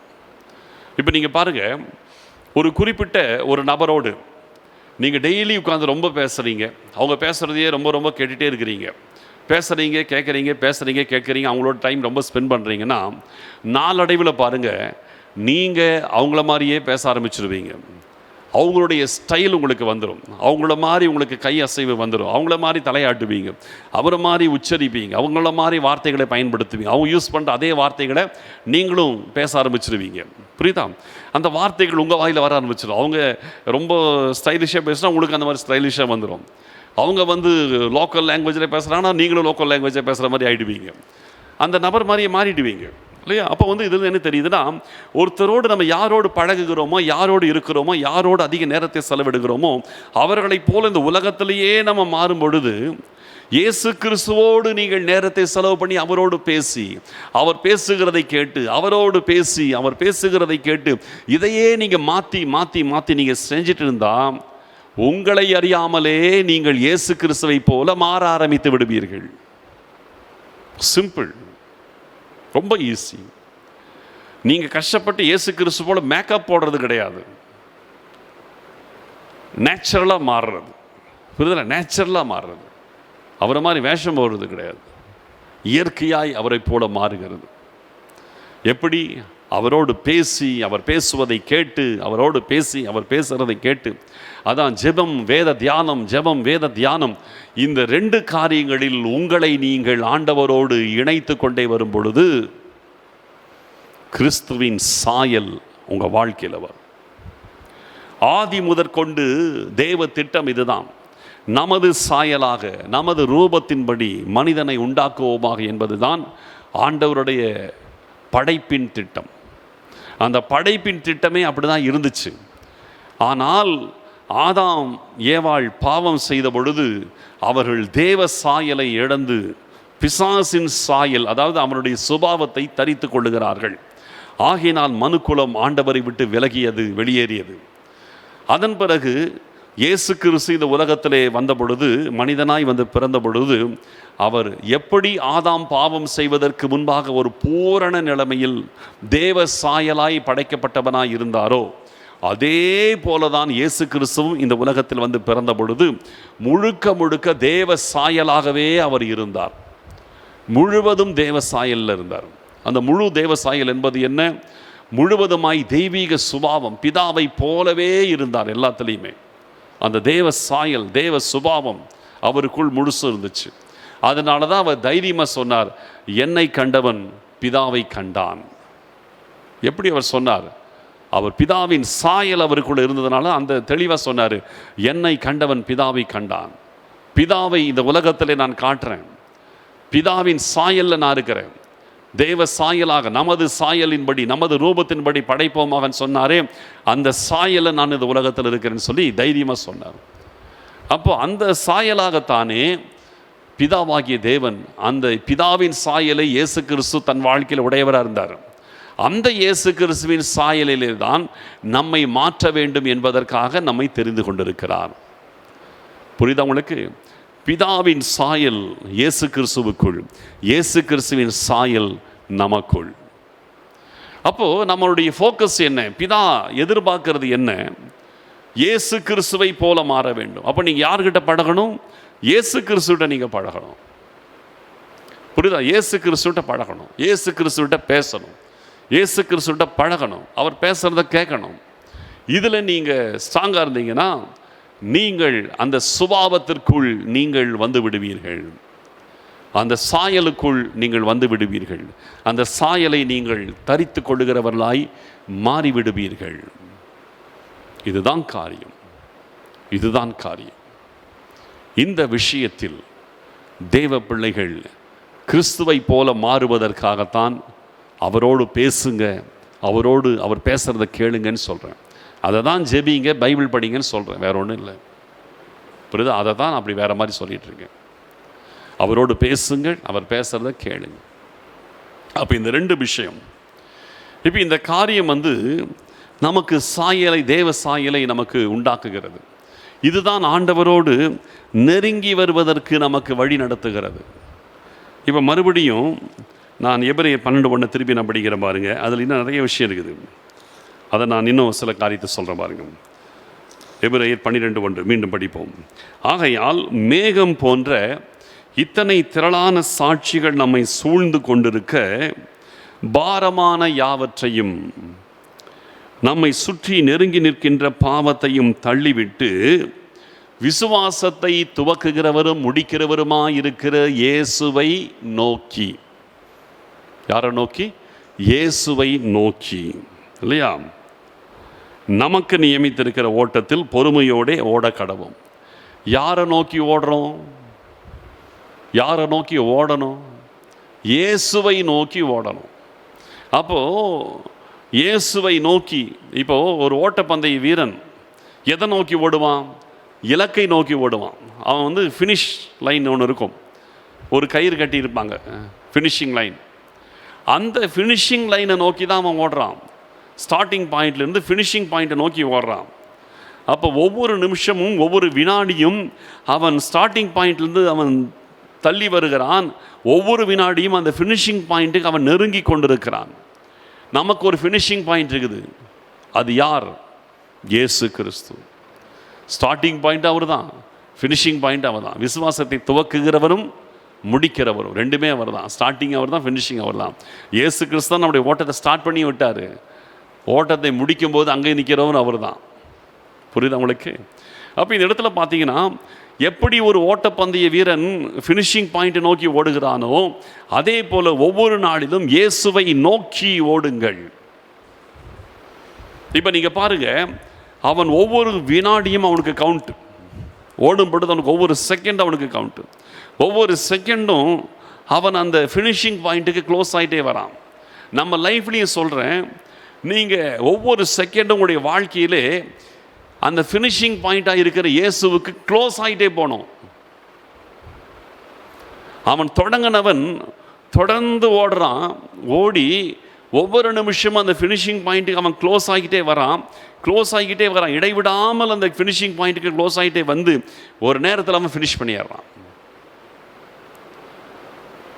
யோசிச்சு பாருங்க, நீங்கள் தொடர்ந்து ஓடிட்டு இருக்கிறீங்களா? நேற்றை விட இன்னைக்கு ஃபினிஷிங் பாயிண்ட்டுக்கு க்ளோஸாக வந்தீங்களா? நேற்று உங்களுக்கும் ஃபினிஷிங் பாயிண்ட் இயேசு கிறிஸ்துவுக்கும் 80 மீட்டர் இருந்துச்சு, உதாரணத்துக்கு எடுத்துக்குவோம். இன்னைக்கு 79 மீட்டராக மாறிச்சா? நாளைக்கு 78 மீட்டராக மாறணும். குறைஞ்சிக்கிட்டே வரணும், டிஸ்டன்ஸ் குறைஞ்சிக்கிட்டே வரணும். நமக்கும் அவருக்கும் இருக்கிற இடைவெளி குறைஞ்சிக்கிட்டே வரணும். அவருக்கு க்ளோஸ் ஆகிக்கிட்டே போகணும். புரியுதா? சிலர் என்ன பண்ணுறோம், நல்லா கிளம்பி ஓடி வந்துட்டு கொஞ்சம் தூரம் வந்தோன்னே நின்று ரெஸ்ட் எடுக்கிறோம். சிலர் ஒரு நாள் ரெஸ்ட் எடுக்கிறாங்க, ஒரு மாதம் ரெஸ்ட் எடுக்கிறாங்க, ஒரு வருஷம் ரெஸ்ட் எடுக்கிறாங்க, சில 5 வருஷம் ரெஸ்ட் எடுத்துகிட்டு இருக்கிறாங்க, 10 வருஷம் கூட ரெஸ்ட் எடுக்கிறாங்க. என்ன 10 வருஷம் ஆவிக்குரிய வாழ்க்கையில் எந்த முன்னேற்றமும் இல்லை. 10 வருஷத்துக்கு முன்னால் எந்த இடத்துல நின்று வந்துட்டு இருந்தார், அதே இடத்துல இன்னும் 10 வருஷம் அங்கே தான் நின்றுருக்கிறாரு. ஓட்டப்பந்தயத்தில் பாதியில் நின்றுட்டார், நின்று மூச்சு வாங்கிட்டு உட்கார்ந்து நிற்கிறார். ரட்சிக்கப்பட்டு 5 வருஷம் ஆச்சு, எந்த மாற்றமும் இல்லை, அன்னைக்கு மாதிரியே தான் இருக்குது. இன்றைக்கும் 10 வருஷம் ஆச்சு, இன்னும் எந்த வளர்ச்சியும் இல்லை, அப்படியே இருக்குது. அப்படின்னு என்ன அர்த்தம்? ஓட்டத்தை ஸ்டார்ட் பண்ணியாச்சு, பண்ணி நடுவில் மூச்சு வாங்கிட்டு நிற்கிறோம், நின்னுற ஒரே இடத்துல. 10 வருஷமாக ஒரே இடத்துல நிற்கிறோம். நீங்கள் யோசிச்சு பாருங்க, ஓட்டப்பந்தய வீரன் அப்படி பாதி தூரம் ஓடிட்டு கொஞ்ச நேரம் நின்று ரெஸ்ட் எடுத்து மூச்சு வாங்கிட்டு அப்புறமா திருப்பி ஓடினானா என்ன அவன் நிலைமை? அவன் முடிக்கவே மாட்டான். அத்தனை பேரும் ஓடி முடிச்சிடுவாங்க. நல்லா கவனிக்கணும், நிறுத்தவே கூடாது, இடையிலே நின்று மூச்சு வாங்கக்கூடாது, போய்கிட்டே இருக்கணும். இடைவெளி குறைந்து கொண்டே இருக்க வேண்டும், இடைவிடாமல் ஓடிக்கொண்டே இருக்க வேண்டும். இடைவெளி இருக்கக்கூடாது, இடைவிடாமல் ஓடிக்கிட்டே இருக்கணும். இடையில நின்றக்கூடாது, ரெஸ்ட் எடுக்கக்கூடாது, நான் ஸ்டாப்பாக ஓடணும், நிறுத்தாமல் ஓடணும். நீங்கள் ரட்சிக்கப்பட்டு எத்தனை வருஷம் ஆச்சு? நிற்காமல் ஓடிட்டே இருக்கீங்களா? கொஞ்சம் யோசிச்சு பாருங்கள். நடுவில் ஏதாவது ஒரு வருஷம் நான் ஃபுல்லாக விட்டு ஒரே மாதிரி இருக்கிறேன், ஒரு வருஷம் ஆவிக்குரிய வளர்ச்சியே இல்லை, 2 வருஷம் வளர்ச்சியே இல்லை. எத்தனை பேர் ஆவிக்குரிய வாழ்க்கையிலே வருஷ கணக்கில் நின்று ரெஸ்ட் எடுத்துட்டு மறுபடியும் மெதுவாக ஸ்டார்ட் பண்ணால் என்ன ஆகிறது? என்னைக்கு நீங்கள் முடிக்கிறது? யோசிச்சு பார்த்தீங்களா? நடுவில் ஒரு வருஷம் நின்று ரெஸ்ட் எடுத்தீங்கன்னா அப்புறம் என்ன, எப்போ போய் நீங்கள் முடிக்கிறது? இல்லை, நம்ம யோசிக்கணும். அப்போ பின்னால் வரவங்கள நம்மளை முந்திட்டு ஓடிடுவான். நீங்கள் 5 நிமிஷம் ரெஸ்ட் எடுத்தீங்கனாலும் அத்தனை பேர் உங்களை கிராஸ் பண்ணி போயிடுவான். ரெஸ்ட் எடுக்கக்கூடாது. ஆவிக்குரிய ஓட்டத்தில் ரெஸ்டே கிடையாது. புரியுதுங்களா? ஆவிக்குரிய வாழ்க்கைக்கு ரெஸ்ட் கிடையாது. அந்த உலகத்தில் இருக்கிற வரைக்கும் ஒரு தேவ பிள்ளையின் வாழ்க்கையிலே ரெஸ்டே கிடையாது. ரட்சிக்கப்பட்ட ஒரு தேவ பிள்ளைக்கு ஆவிக்குரிய வாழ்க்கையை பொறுத்த மட்டிலே சொல்ற, இந்த உலகத்தில் இருக்கிற கடைசி மூச்சு வரைக்கும் அல்லது கிறிஸ்துவின் வருகை வரைக்கும் ரெஸ்டே கிடையாது. நான் கடினமாக பேசுகிறேன் நினைக்காதீங்க, வசனத்தை தான் நான் பேசிகிட்டு இருக்கிறேன். காட்டணுமா வசனத்தை உங்களுக்கு? எடுங்க. அதே எபிரேயர் நிருபத்தில் தான் 4ஆம் அதிகாரம் 9-10. எபிரேயர் 4:9-10. ஆகையால் தேவனுடைய ஜனங்களுக்கு இளைப்பாறுகிற காலம் இனி வருகிறதா இருக்கிறது. இப்போ கிடையாது, இப்போ ரெஸ்ட் எடுக்கக்கூடாது. தேவனுடைய ஜனங்களுக்கு இளைப்பாறுகிற காலம் இனி வருகிறதா இருக்கிறது. ஏனெனில் அவருடைய இளைப்பாறுதலில் பிரவேசித்தவன் தேவன் தம்முடைய கிரியைகளை முடித்து ஓய்ந்தது போல தானும் தன் கிரியைகளை முடித்து ஓய்ந்திருப்பான். ஆண்டவர் 6 நாளும் தன்னுடைய கிரியைகளை செய்து முடித்து அதுக்கு பிறகுதான் அவர் ஓய்ந்தார். 7ஆவது நாள் ஓய்ந்திருந்தார். தேவன் தன்னுடைய கிரியைகளை முடித்து ஓய்ந்திருந்தார். எப்படி? 6 நாளும் சிருஷ்டிப்பின் வேலையை செய்து முடித்து தேவனாகிய கர்த்தர் 7ஆம் நாளில் ஓய்ந்திருந்தார்னு போட்டிருக்கு. அதை தான் இங்கே மென்ஷன் பண்ணுறாரு. ஆதியாகமத்திலே முதல் 2 அதிகாரத்தை இங்கே படித்து பாருங்க. கிரியைகளை எல்லாம் முடித்து ஆண்டவர் 7ஆம் நாளில் ஓய்ந்திருந்தார்னு போட்டிருக்கும். அப்போது இந்த கிரியைகளை எல்லாம் நீங்கள் முடிச்சிட்டிங்களா? ஆண்டவர் உங்களுக்கு சொன்ன வேலையெல்லாம் செஞ்சு முடிச்சிட்டிங்களா? முடிச்சுட்டா ரெஸ்ட் எடுக்கலாம். அப்போ ஆண்டவருடைய வேலையை நம்ம முடிக்காமல் எப்படி நம்ம ரெஸ்ட் எடுக்க முடியும்? வேலை பெண்டிங் இருக்குதே, எப்படி ரெஸ்ட் எடுக்க முடியும்? தேவனுடைய ஜனங்களுக்கு இளைப்பாறுகிற காலம் இனி வருகிறதா இருக்கிறது. நடுவில் ஓட்ட பந்தயத்தில் நடுவில் நிற்காதீங்க, ஓடுங்க ஓடுங்க, ஓடிக்கிட்டே இருங்க. எங்கேயுமே நடுவில் நிற்காதீங்க. நீங்கள் நிற்கிறதுக்கு அனுமதி கிடையாது. இது ஓட்ட பந்தயம். நடுவில் நின்னீங்கன்னா நீங்கள் தோற்று போயிட்டீங்க. நிற்கக்கூடாது, ஓடிக்கிட்டே இருக்கணும். தேவனுடைய ஜனங்களுக்கு இளைப்பாறுகிற காலம் இனி வருகிறதா இருக்கிறது. எப்போ? இந்த உலகத்தில் நம்முடைய கிரியைகளை எல்லாம் செய்து முடித்து அதுக்கு பிறகு பரலோகத்தில் போய் தான் நம்ம ஓய்வு எடுக்கணும். அங்கே தான் ஓய்வு, அங்கே தான் நமக்கு ஊழியம் கிடையாது. பரலோகத்தில் போனால் தான் காஸ்பல் ஒர்க்கு கிடையாது, அங்கே தான் பிரசங்கம் பண்ணுறது கிடையாது, அங்கெல்லாம் கிடையாது. அதெல்லாம் வேண்டாம். அங்கே ஓய்வு. இந்த பூமியில் இருக்கிற வரைக்கும் ஒரு தேவ பிள்ளைக்கு ஓய்வு என்பது கிடையாது. ஓடணும் ஓடணும் ஓடணும், ஓடிக்கிட்டே இருக்கணும். நான் ஸ்டாப்பாக ஓடிக்கிட்டே இருக்கணும். இளைப்பாறுகிற காலம் இனி வருகிறதா இருக்கிறது. அதை எங்கே கம்பேர் பண்ணுறாரு பாருங்க. இந்த நிருபக்காரர் 2 அழகாக கம்பேர் பண்ணுறார். தேவனுடைய ஜனங்களுக்கு இளைப்பாறுகிற காலம் இனி வருகிறதா இருக்கிறதுன்னு சொல்லிட்டு அதை எப்படி கம்பேர் பண்ணுறாரு? ஏனெனில் அவருடைய இளைப்பாறுதல் பிரவேசித்தவன் தேவன் தம்முடைய கிரியைகளை முடித்து ஓய்ந்தது போல தானும் தன் கிரியைகளை முடித்து தான் ஓய்ந்திருப்பான். ஆண்டவர் உலகத்தை சிருஷ்டித்த காரியத்திலே பாதியிலேயே விட்டுட்டு அவர் ரெஸ்ட் எடுக்கலை. வெளிச்சம் உண்டாக கடவுது, போதும் வெளிச்சத்தை மட்டும் உண்டாக்கிட்டு ரெஸ்ட் எடுத்தாரா? இல்லையே. ஆகாய விரிவு உண்டாக கடவுது, ஜலத்தின் நடுவிலே ஆகாய விரிவு உண்டாக கடவுது. ஜலம் ஒரு இடத்தில் சேர்ந்து பூமி வரட்டுனாரு.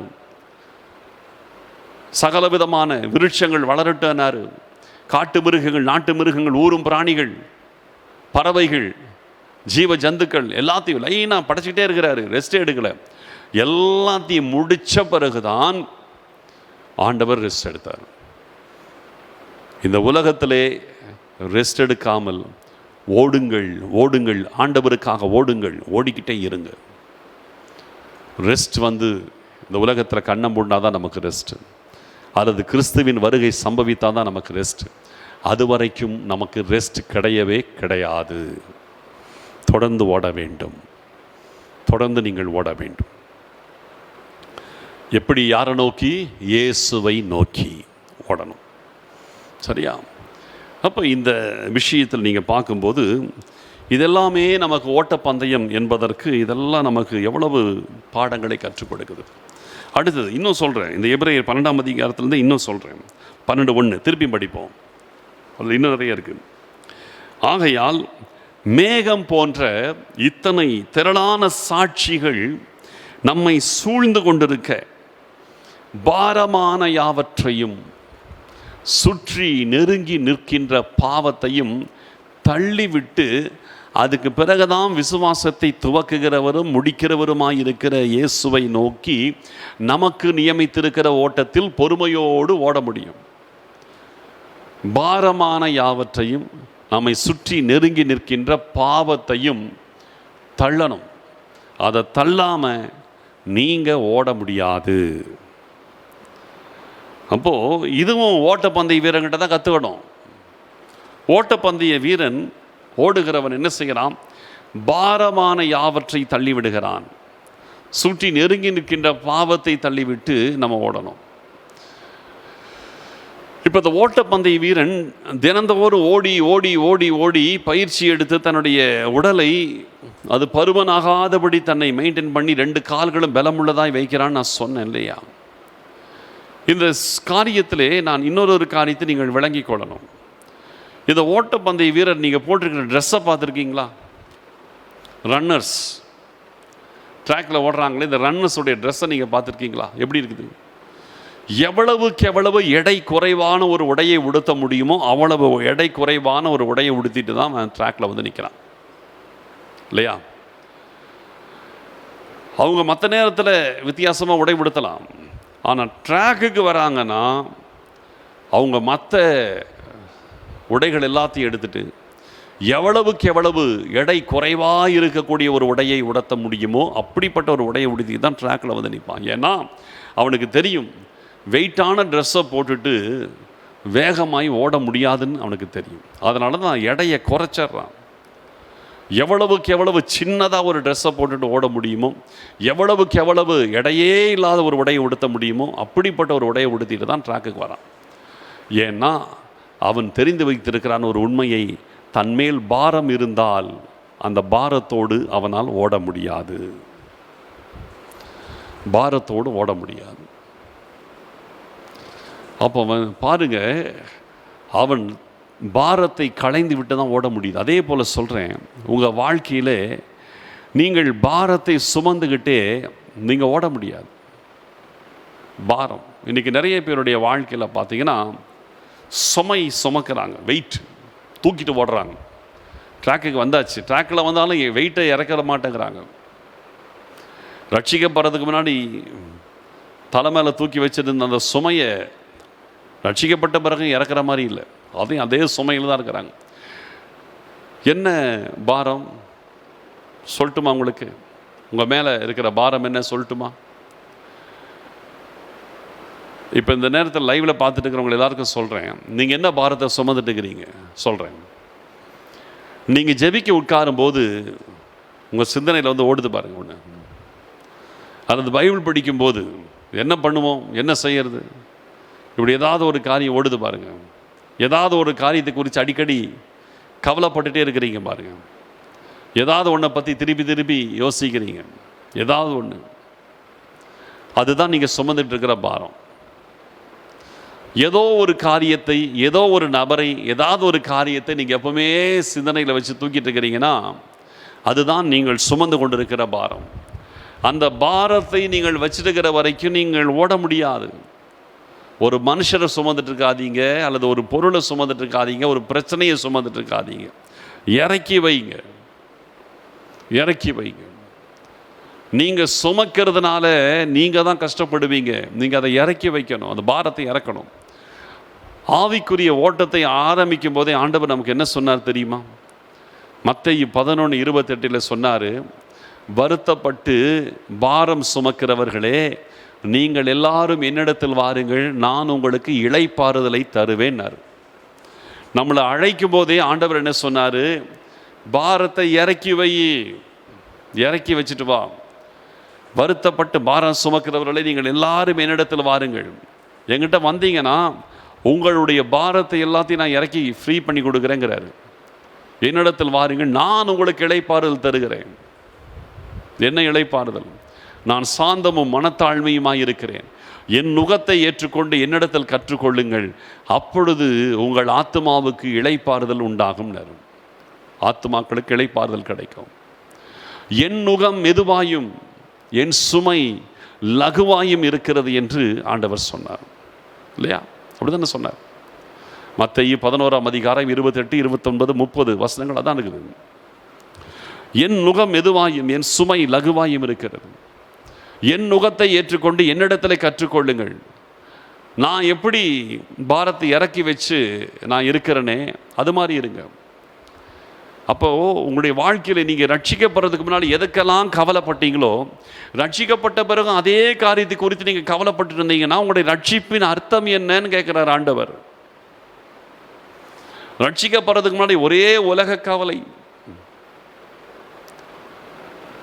விதை விதைக்கிறவனுடைய ஓமையை குறித்து ஆண்டவர் சொல்லும் பொழுது அதுக்கு விளக்கம் கொடுத்தார். மார்க் 4ஆம் அதிகாரம் 18வது வசனத்தில் ஆண்டவர் என்ன சொன்னார் தெரியுமா?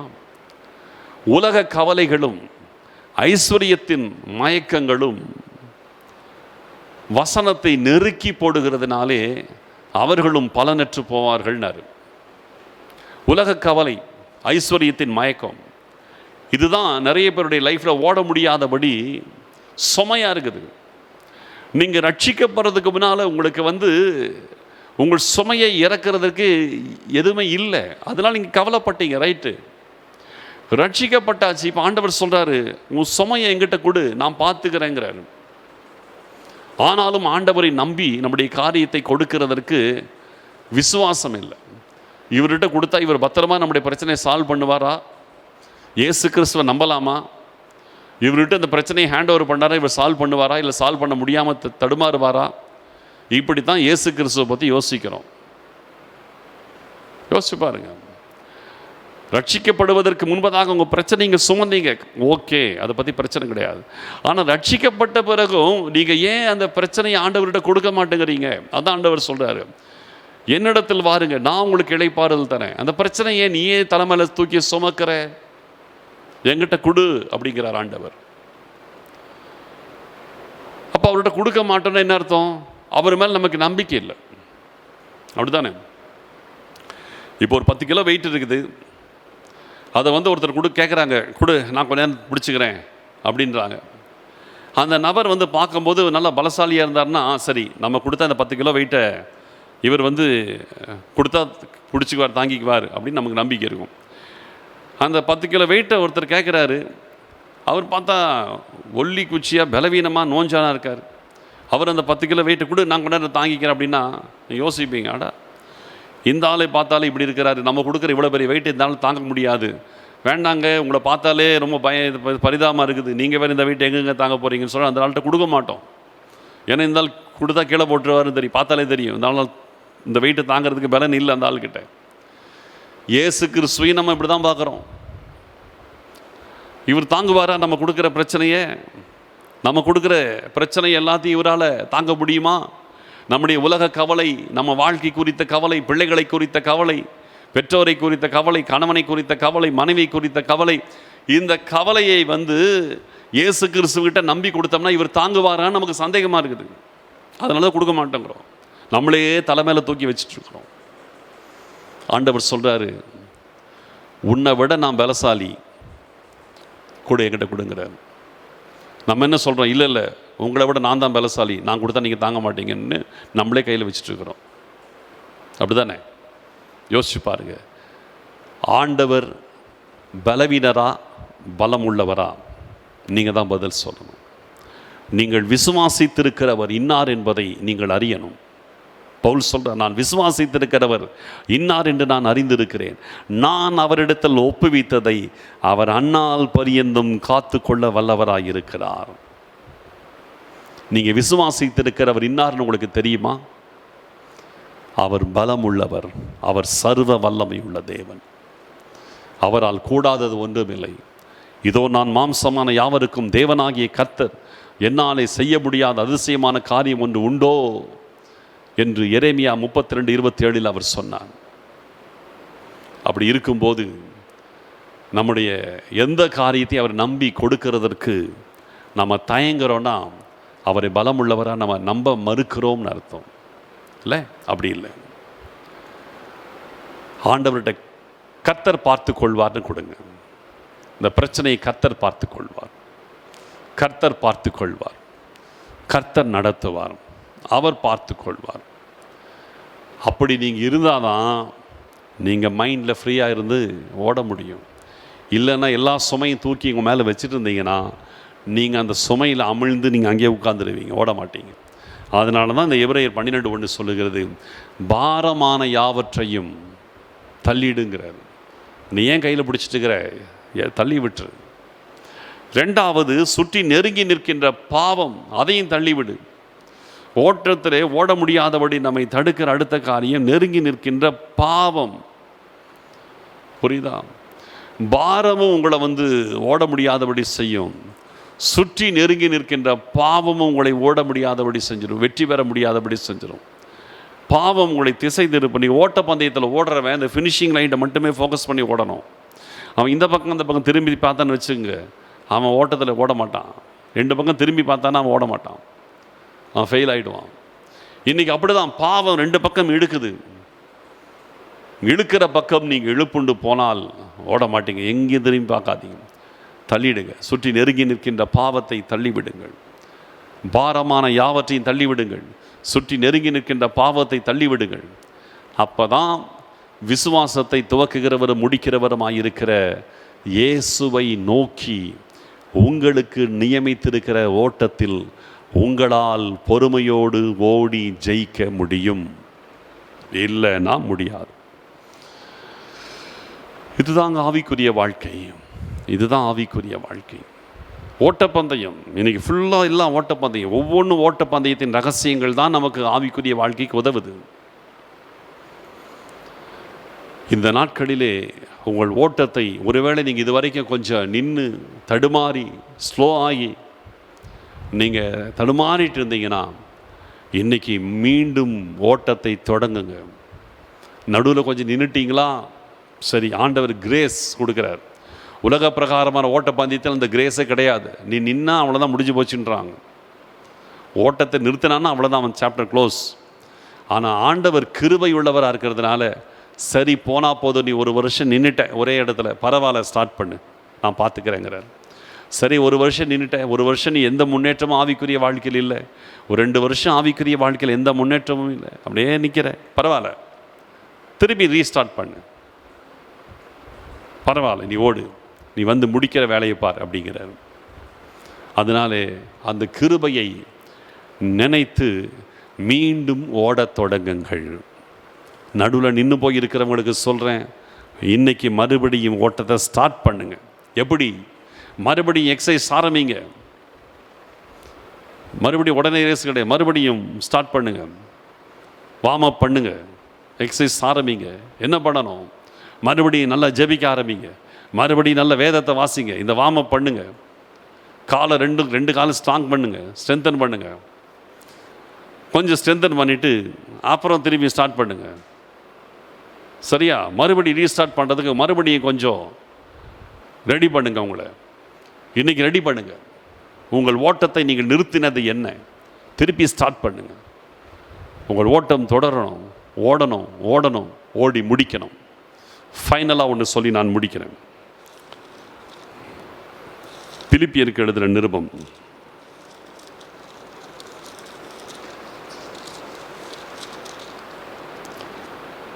3ஆம் அதிகாரம்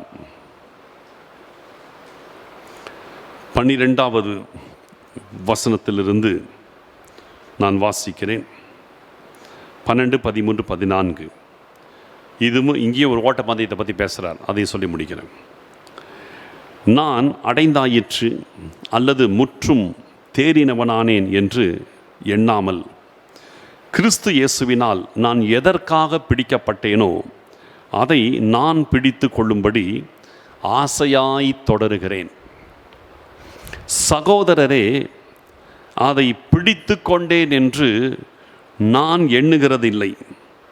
ஒன்று செய்கிறேன், பின்னானவைகளை மறந்து முன்னானவைகளை நாடி கிறிஸ்து இயேசுவுக்குள் தேவன் அழைத்த பரம அழைப்பின் பந்தய பொருளுக்காக இலக்கை நோக்கி தொடருகிறேன்.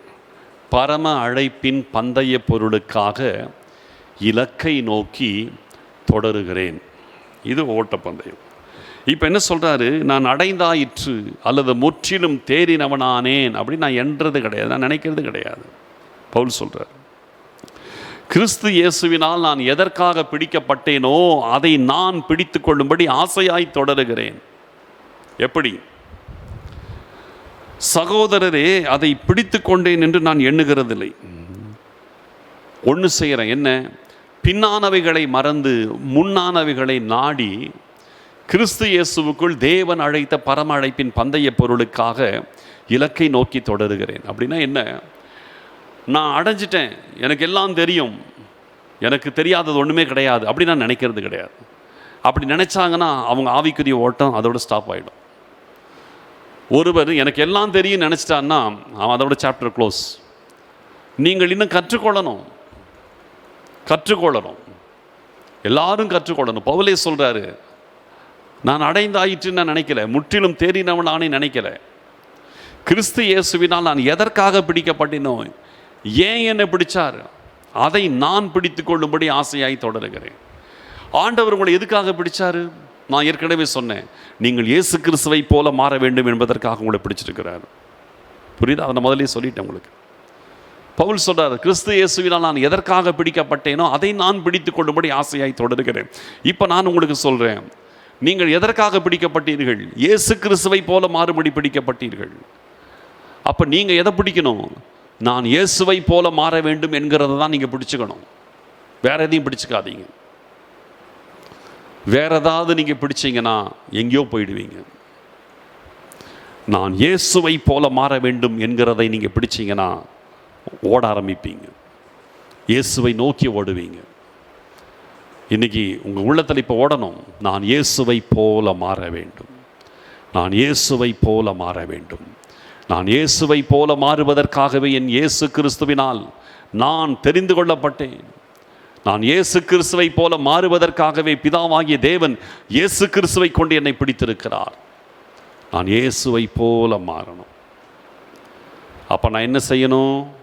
பின்னானவைகளை மறந்து முன்னானவைகளை நாடி கிறிஸ்து இயேசுவுக்குள் தேவன் அழைத்த பரம அழைப்பின் பந்தய பொருளுக்காக இலக்கை நோக்கி நான் தொடர வேண்டும். புரியுதா? அப்போ நம்ம செய்ய வேண்டியது என்ன? பின்னானதை மறந்துடுங்க.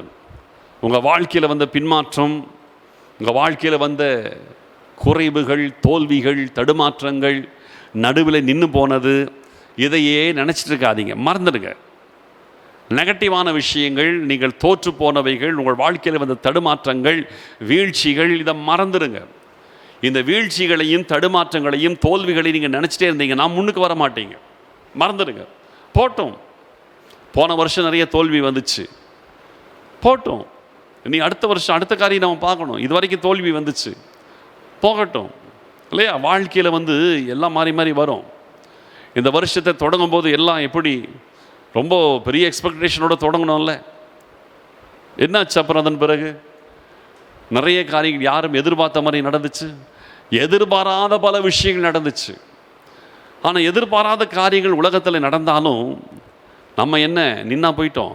நிற்கலையே, இன்னும் ஸ்பீடெல்லாம் ஓடிட்டுருக்கிறோம், இன்னும் நல்லா தானே ஓடிட்டுருக்கிறோம். நம்ம சுற்றி நடக்கிற காரியத்தை பார்த்துட்டு இருந்தீங்கன்னா நின்றுடுவீங்க. நிற்க பார்க்கக்கூடாது, நம்ம வேலையை நம்ம பார்த்துட்டே இருக்கணும், அவ்வளோதான் இல்லையா? பின்னானதை மறந்துடுங்க.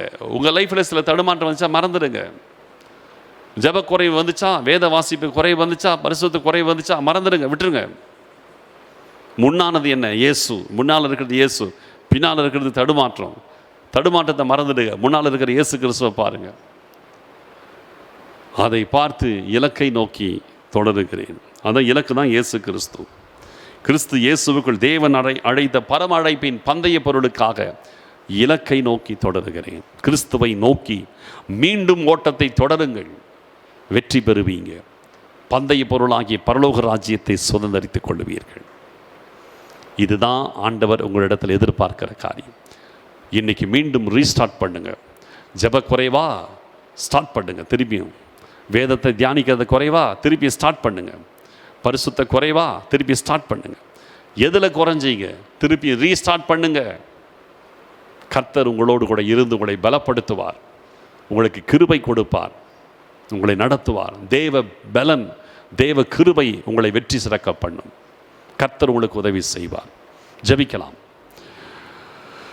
ஸ்தோத்திரம். ஆண்டவராகிய கர்த்தர் அருமையான ஒரு ஓட்டப்பந்தயத்திற்குள் நம்மை இறக்கி விட்டிருக்கிறார். இது உலக பிரகாரமான ஓட்டப்பந்தயத்தை விட சற்று லகுவானது தான். ஏன்? உலக பிரகாரமான ஓட்டப்பந்தயத்தில் பார்த்தீங்கன்னா நிறைய பேரை கழித்து கட்டிடுவாங்க, ரிஜெக்ட் பண்ணிகிட்டே வருவாங்க. எப்படி? 8 ட்ராக் இருக்கும். அந்த 8 ட்ராக்கில் ஒரு 50 பேர் வராங்கன்னா 50 பேர் 8 ட்ராக்கில் ஓட முடியாது, ஓட வைக்க முடியாது. ஒரு 8 பேரை ஓட வைப்பாங்க. அதில் 2 பேரை மட்டும் செலக்ட் பண்ணுவாங்க, 6 பேரை ரிஜெக்ட் பண்ணிவிடுவாங்க. அடுத்து இன்னொரு 8 பேர், அந்த 8 பேரில் 2 பேரை செலக்ட் பண்ணுவாங்க, 6 பேரை ரிஜெக்ட் பண்ணுவாங்க. இப்படி 2 பேராக செலக்ட் பண்ணி கடைசியில் ஒரு 8 பேரை தெரிந்து கொள்ளப்பட்டவங்க. அந்த 8 பேர் தான் அந்த 2 வந்தவங்க. அவங்கள ஓட விட்டு அதில் ஒரு 3 பேருக்கு தான் ப்ரைஸ், அதில் ஒருத்தனுக்கு தான் ஃபஸ்ட்டு. இவ்வளவு ஃபில்டருங்க இருக்குது. ஆனால் ஆவிக்குரிய காரியத்தில் ஆண்டவர் இவ்வளவெல்லாம் பண்ணலை. நீ கிளம்புனியா, நிதானமாக ஓடு, பாவத்தை தள்ளிவிட்டு ஓடு, பாரத்தை இறக்கி வச்சுட்டு ஓடு, நிதானமாக ஓடு, இயேசுவை நோக்கி ஓடு, ஓடி நீ ஜெயிச்சிருங்கிறார். ஓடி முடிச்சிடு, உனக்கு ப்ரைஸ். ஓடி முடிச்சிட்டேன்னா உனக்கு பரலோகம். நடுவில் நின்னா போச்சு. இப்படி தான் ஆண்டவர் நமக்கு சொல்கிறார். நீ தொடங்கின, நீ ஓடி முடி, இயேசுவை வந்து அடைஞ்சிரு. ஃபினிஷிங் பாயிண்டில் அவர் தான் உனக்காக ஆவலோடு காத்துட்டு இருக்கிறாரு. நீ முடிப்பேன்னு ஃபினிஷிங் லைனில் கையை விரிச்சிட்டு உனக்காக நிற்கிறார். நீ வந்து அவரை சேர்ந்துருவேன்னு ஆவலோடு நிற்கிறார். ஓடி வந்து அவர் கைக்குள்ளே வந்துருங்கிறார் ஆண்டவர். அவர் தான் ஃபினிஷிங் லைன். ஓடி வந்து அவர் கைக்குள்ளே வந்துரு. பரலோகம், அதான் பரலோகங்கிறார் ஆண்டவர். ஓடுறீங்களா? நடுவில் நின்னா பரவாயில்ல, நின்றுட்டீங்க பரவாயில்ல, இது வரைக்கும் போனதை பற்றி யோசிக்காதீங்க. இன்றைக்கி மறுபடியும் ரீஸ்டார்ட் பண்ணுங்க, மறுபடியும் தொடங்கி ஓட ஆரம்பிங்க. இனி ஒருபோதும் நிற்கக்கூடாது. இதுக்கு முன்னால் நீங்கள் நின்னது மாதிரி இனி ஒருபோதும் நிற்கக்கூடாது. வேதத்தை வாசிக்கிறது, ஜெபிக்கிறது, இந்த 2 காரியங்கள் தான் உங்களுடைய 2 கால்கள், ஆவிக்குரிய கால்கள். இது 2 ஸ்ட்ராங்காக வைங்க. இது 2 விஷயத்தில் மட்டும் கேர் எடுங்க. ஒழுங்கானா இன்றைக்கி பைபிள் படிக்கிறேன்னா, ஒழுங்கா ஜெபிக்கிறேன்னா, இந்த 2 விஷயத்தில் மட்டும் ரொம்ப கேர் எடுங்க. உங்களை யாராலும் தோற்கடிக்க முடியாது. எந்த நிலைமையில் நீங்கள் நிற்க மாட்டீங்க. ஓடுவீங்க ஓடுவீங்க ஓடுவீங்க, தொடர்ந்து ஓடிக்கொண்டே இருப்பீர்கள். இந்த 2 விஷயத்தில் நீங்கள் கேர்ஃபுல்லாக இருந்தீங்கன்னா எதுவும் உங்களை தடுக்கவே முடியாது. ஸ்தோத்திரம். கர்த்தர் எவ்வளவு அருமையாய் லகுவாக இந்த சத்தியத்தை நமக்கு விளங்க பண்ணுகிறார். தேவ பிள்ளையே, ஓடி முடிக்க வேண்டும். கிறிஸ்துவின் நிறைவான வளர்ச்சி அடைய வேண்டும். கிறிஸ்துவை போல மாற வேண்டும். அதுதான் கர்த்தர் நமக்கு வைத்திருக்கிற இலக்கு. ஸ்தோத்திரம். ஆண்டவரே, உமக்கு நன்றி. இந்த நாளிலும் எங்களோடு கூட கர்த்தர் இந்த வார்த்தைகளை கொண்டு இடைப்பட்ட தயவிற்காக ஸ்தோத்திரம். உமக்கு நன்றி செலுத்துகிறோம். தகப்பனே, எங்கள் ஓட்டம் வெற்றிகரமாய் ஓடி முடிக்க எங்களுக்கு உதவி செய்யுங்க. காத்து கொள்ளுங்கப்பா, ஆசீர்வதிங்க, வழி நடத்துங்க. நன்மையும் கிருபையும் தொடர்வதாக உமக்கு நாங்கள் நன்றி செலுத்துகிறோம், துதிக்கிறோம், ஸ்தோத்தரிக்கிறோம். ஸ்தோத்திரம். தொடர்ந்து உம்முடைய நாமத்தை மாத்திரம் நீங்கள் மகிமைப்படுத்துங்க. ஸ்தோத்திரம். துதி, கன, மகிமை யாவற்றையும் நாங்கள் உமக்கு மாத்திரம் செலுத்துகிறோம். இயேசு கிறிஸ்துவின் மூலம் ஜெபிக்கிறோம் நல்ல பிதாவே, ஆமேன். என் ஆத்துமாவே கர்த்தரை ஸ்தோத்தரி, என் முழு உள்ளமே அவருடைய பரிசுத்த நாமத்தை ஸ்தோத்தரி. என் ஆத்துமாவே கர்த்தரை ஸ்தோத்தரி, அவர் செய்த சகல உபகாரங்களை மறவாதே. ஆமேன், ஆமேன்.